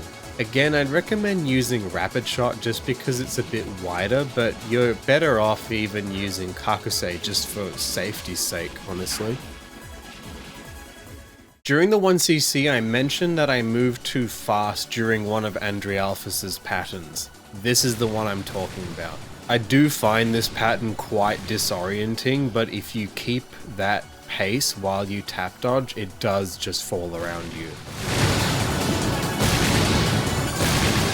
Andrialphus has 2 more patterns that you don't really see when going just for a survival clear. It seems like if you play for score, the 4th pattern is the one you want to do all your Zesshikai stuff on. This stuff also happens, but I think it's a repeat of the pattern that comes out when you destroy the claws. Here's one specific part of the Goddess Galuda fight that I want to point out. During this attack, if you tap dodge too quickly and then bomb, you run the risk of the attack not being over by the time the bomb's ceasefire window is over. That's why you want to tap slowly, because when you bomb, you want the pattern to already have been over, so then you can escape without too much trouble. Like, just ignoring the fact that I accidentally Kakusei here, I take this dodge way too fast. I'm moving way too fast, and therefore I'm not baiting this pattern enough, and so I'm not doing enough damage. This bomb ends up having to turn into 2 bombs because I get scared, you know? You want to take this one slowly. I do it right in the 1cc though, but I just wanted to show an example of how it could go wrong. For the last part of the strategy section, I want to take a closer look at Kujaku. Even though obviously I cleared, so the fight couldn't have been that bad, it could have been a lot better. So I want to show this video, which is probably the cleanest Kujaku fight I've ever had in a real run. So let's see the thing in full, and then we'll come back and have a look in closer detail.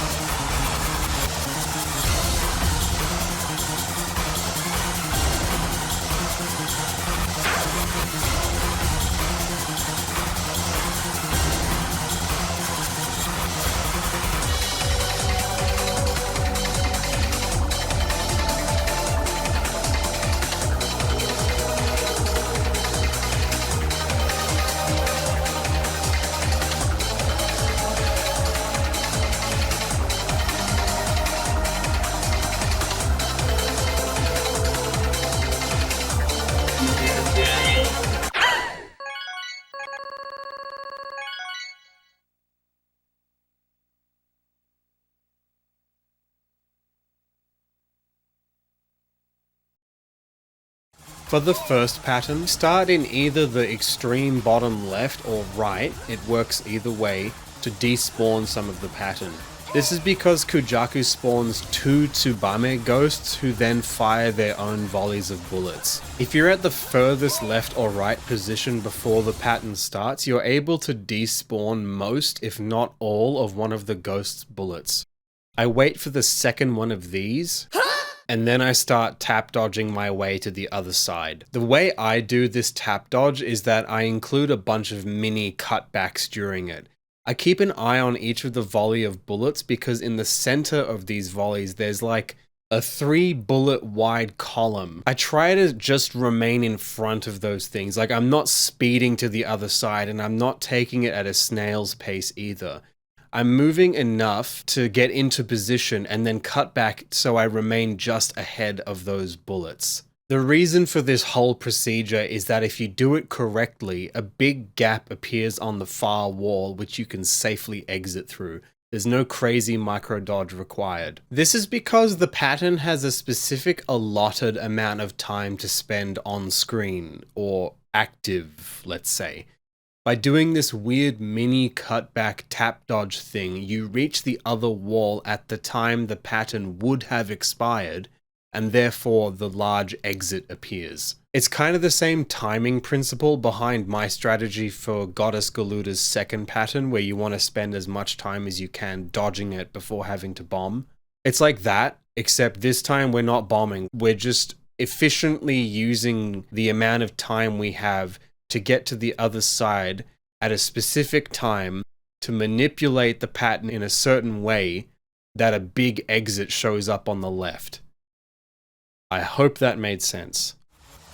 The first and second patterns kind of overlap, so the way that you deal with the first one feeds into how you deal with the second one. Because my strategy for the first pattern ends up with me being in the left corner, that's where I start taking the second pattern. I like to micro through as many waves as I can, but at some point I'll get blocked off, so I always bomb this pattern. As you can probably guess, this strategy only works if you have a bomb because there's just no exit otherwise.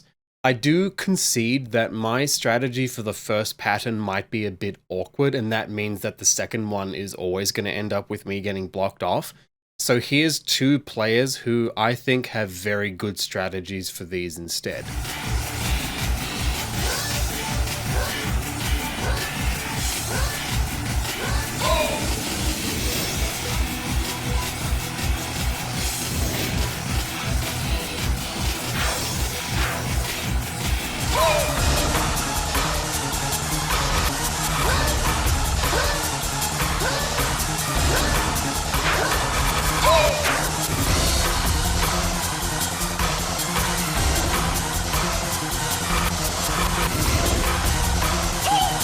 Like, just the way that they set up the first pattern to feed into the second one means that the second one behaves in a way that I've never seen. You can see how you still have to make these scary micro dodges, and honestly the way they do the first pattern is like incomprehensible to me. But the fact is, you're actually able to take a clear path through the pattern. You can see that there's this massive opening, and you can take it thanks to Ageha's very fast movement speed. And just for comparison's sake, here's a clip of how I dealt with the first 2 patterns in my very first clear of the game. I just bomb it way earlier because I don't want to deal with it at all. And it's actually kind of a specifically timed bomb because I'm charging it long enough for the nucleus of bullets to fall down far enough that once I let the bomb go and the bomb is firing, the nucleus is off screen, and so it doesn't fire any bullets. That's probably the safest strategy, but it's also the most costly. So, the third pattern. It has a very effective safe spot which trivializes this pattern if you can nail it. But as you could see from my death during the 1cc, it isn't free. You definitely gotta practice this one. So after the second pattern finishes, I move up right in front of Kujaku and I wait for this sound effect to know when to start moving.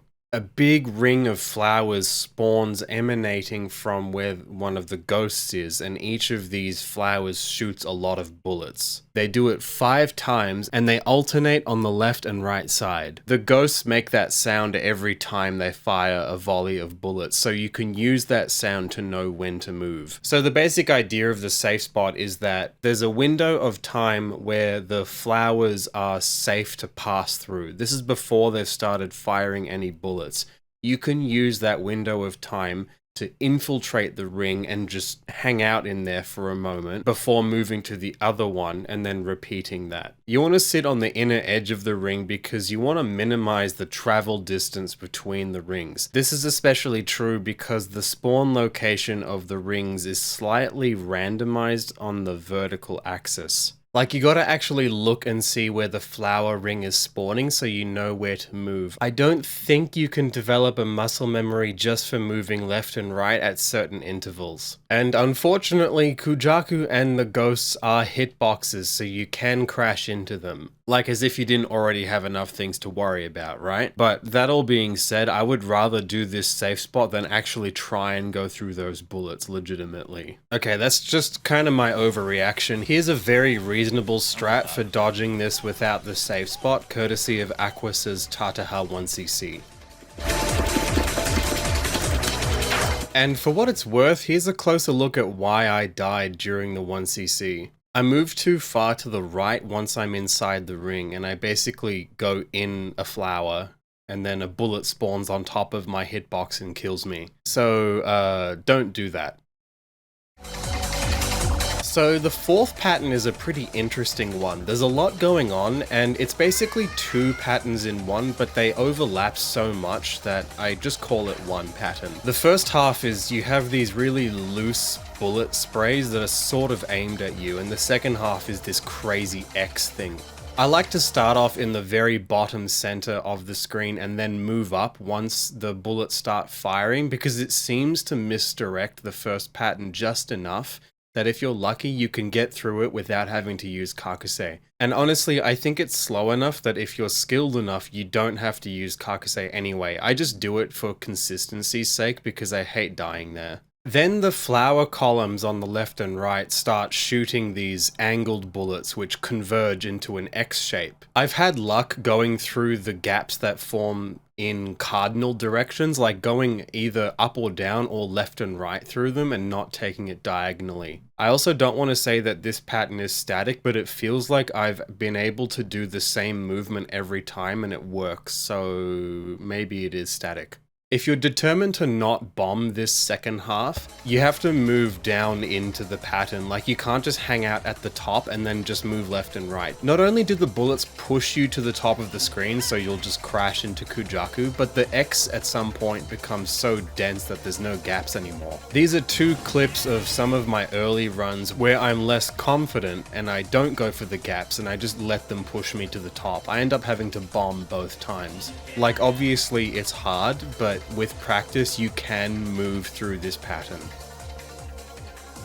Here's a clip of how Yoz handles the fourth pattern. I find how he deals with the opening very interesting because he starts up in front of Kujaku and then moves down and then goes back up, which makes me think this might be a better way of misdirecting the first pattern, but I don't really know how it works. Now, I'm not gonna lie, I have no idea how the 5th pattern works because you barely ever see it as Ageha since you do enough damage to just skip it. So here's a clip again from Aquas's 1cc with Tateha, where he just activates beast mode and dodges all this stuff without Kakusei. It's so sick.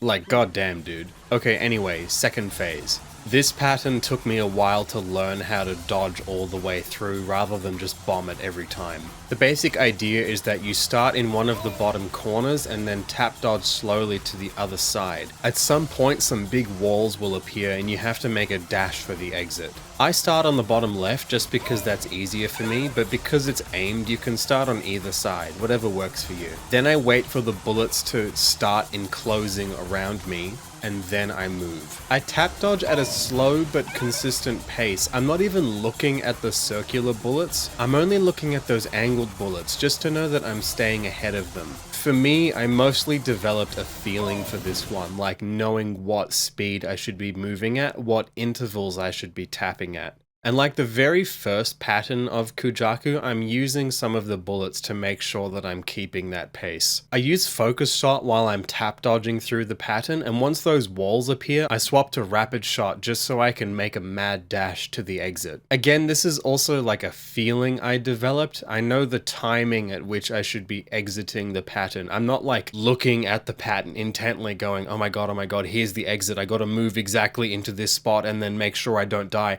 It's like, I know the speed at which the walls are coming, and I know to make that gap, I gotta use rapid shot and tap this amount to move into that gap. That's why I suggest practicing this one. The second pattern of the second phase is a weird one because I've never actually done it without using resources in a real run. I always bomb it every single time. Personally, I find it really hard and I'm okay with routing a bomb here. But after watching how other people do it and trying it for myself in practice, I do see what you're supposed to do. So let's see some more skilled players actually do the thing in real runs.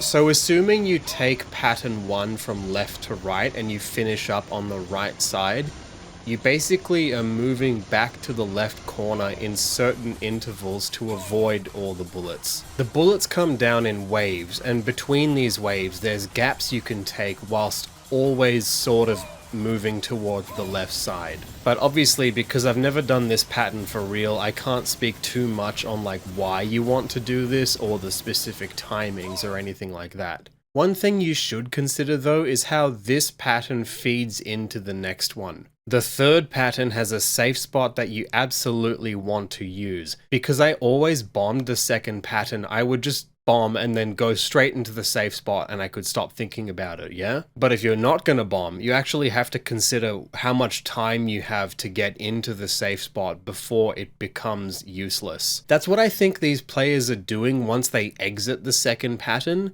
They do this like clockwise maneuver and then they descend onto the safe spot in a straight line. It's just like another piece of the puzzle. How am I going to finish the second pattern in time to get into the safe spot for the third pattern? Speaking of which, if you sit right here, the pattern just falls around you. And the cool thing is that this safe spot is not super precise. You don't have to be pixel perfect for it to work. All you have to do is sit on the very bottom of the screen and align your hitbox around this area. I like to use the red part of the energy meter as the preliminary guide, and then I look at the gold thing underneath it to refine my position. I got it pretty much dead on in this clip, and you can see that because Ageha's hitbox is like right in the center of this lane of bullets. I tested this after I watched a run where I thought I saw someone get the safe spot completely wrong, but it worked perfectly. It seems that positioning yourself anywhere within this range will make the safe spot work. Even if this safe spot is very consistent, I would still suggest making sure that you're actually in the lane of bullets, because even if you're a little bit to the left or right of the safe spot, it'll still work, but you have to keep an eye out just in case you're too far left or right, because at some point you run the risk of the safe spot actually not working anymore and you could get hit. The bullets can eventually shift over into you if you're not careful. I like to keep an eye on those bullet formations on the left because you can see how they sort of twist and the right side eventually gets closer and closer to you. Like if you subtly messed up the safe spot, those are the things that'll hit you first. But like I mentioned in the on-screen notes during the 1cc, if you fail the safe spot like this, it's not a death sentence. If I have to move, I like to look at the lane of bullets up ahead of Ageha, and you can see that it slowly starts to shift to the right. I just keep my eyes up there and I tap to the right in tiny increments to remain within this lane. That's all that's really necessary to deal with this pattern if you fail the safe spot. But I want to show this clip of MPO just going for it. It looks like they fail the safe spot and then they just do it. They just go for it. No safe spot required. If I had to do this in a real run, I would absolutely poop my pants, so props to them.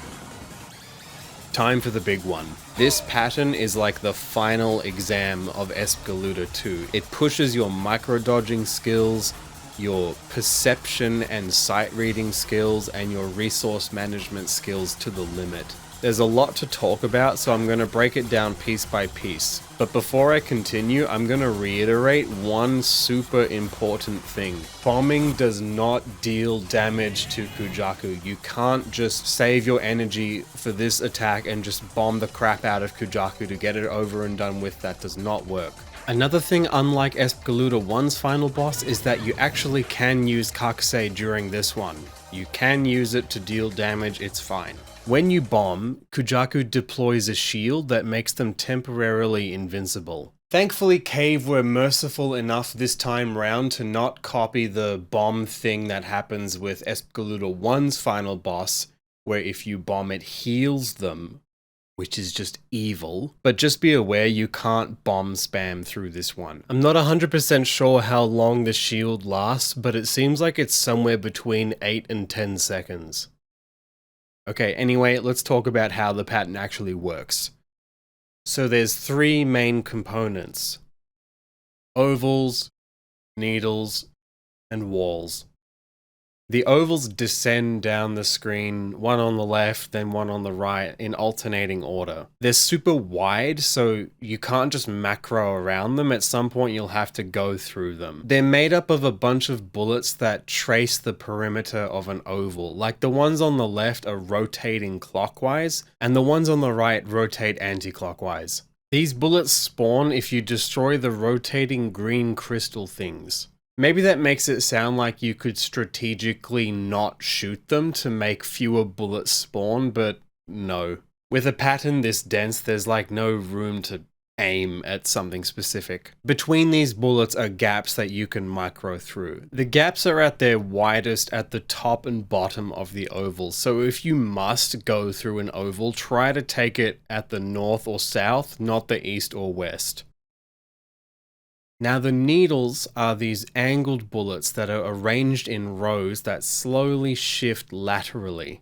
The angle of these bullets alternates per row, like one of them is a bunch of forward slashes and the next one is a bunch of back slashes. They spawn originating from a bunch of those green crystals moving along the top of the screen, which I never noticed until like yesterday. Sometimes the density of these needle bullets doubles up as if you're in Zesshikai. You'll just have to be prepared for it. It seems like there's some anomaly with the behavior of how bullets spawn when you enter Kakusei. Like this only happens soon after you enter Kakusei and you see 2 rows being doubled up and then that's it.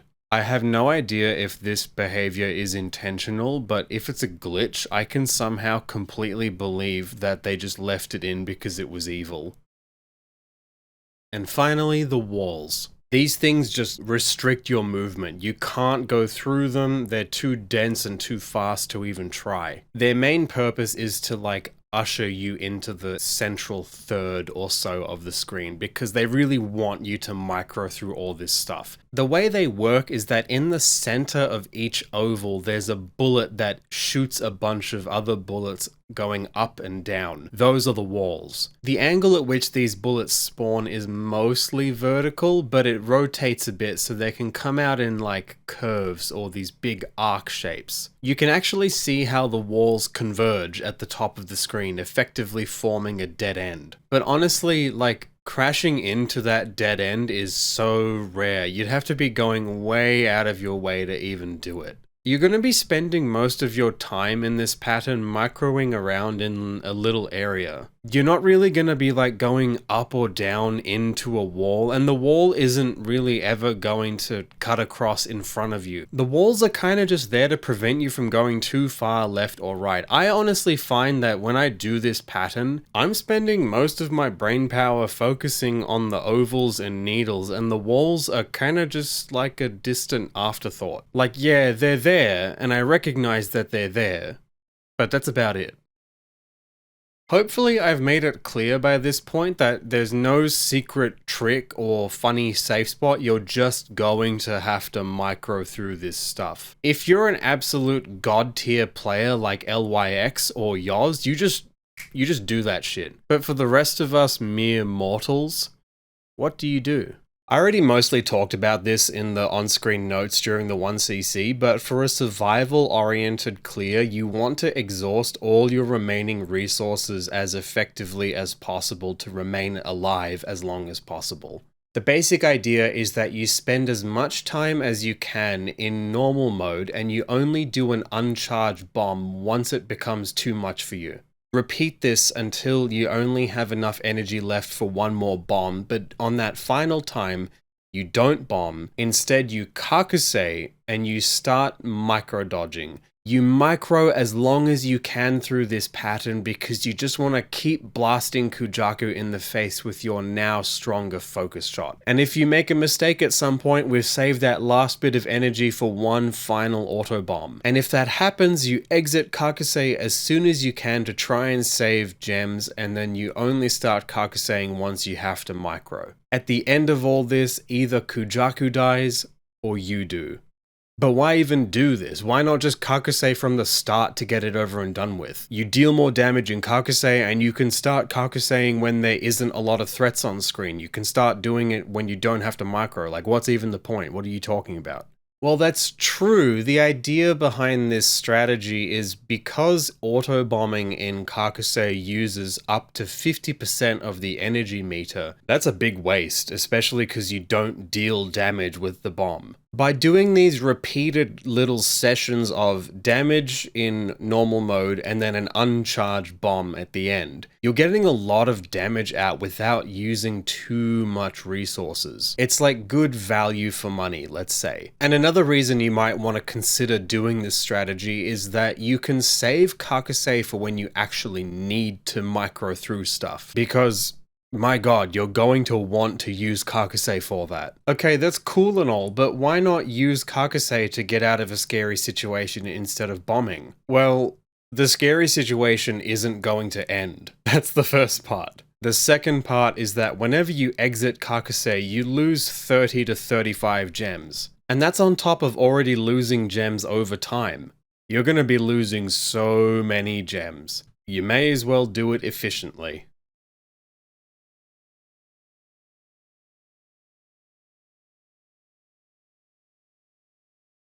And that's it. That's absolutely everything I know about Espgaluda II's arcade mode. I hope this video helped or maybe even deepened your appreciation for the game. I'm not going to draw out this conclusion. Thank you very much for watching. Now go play it.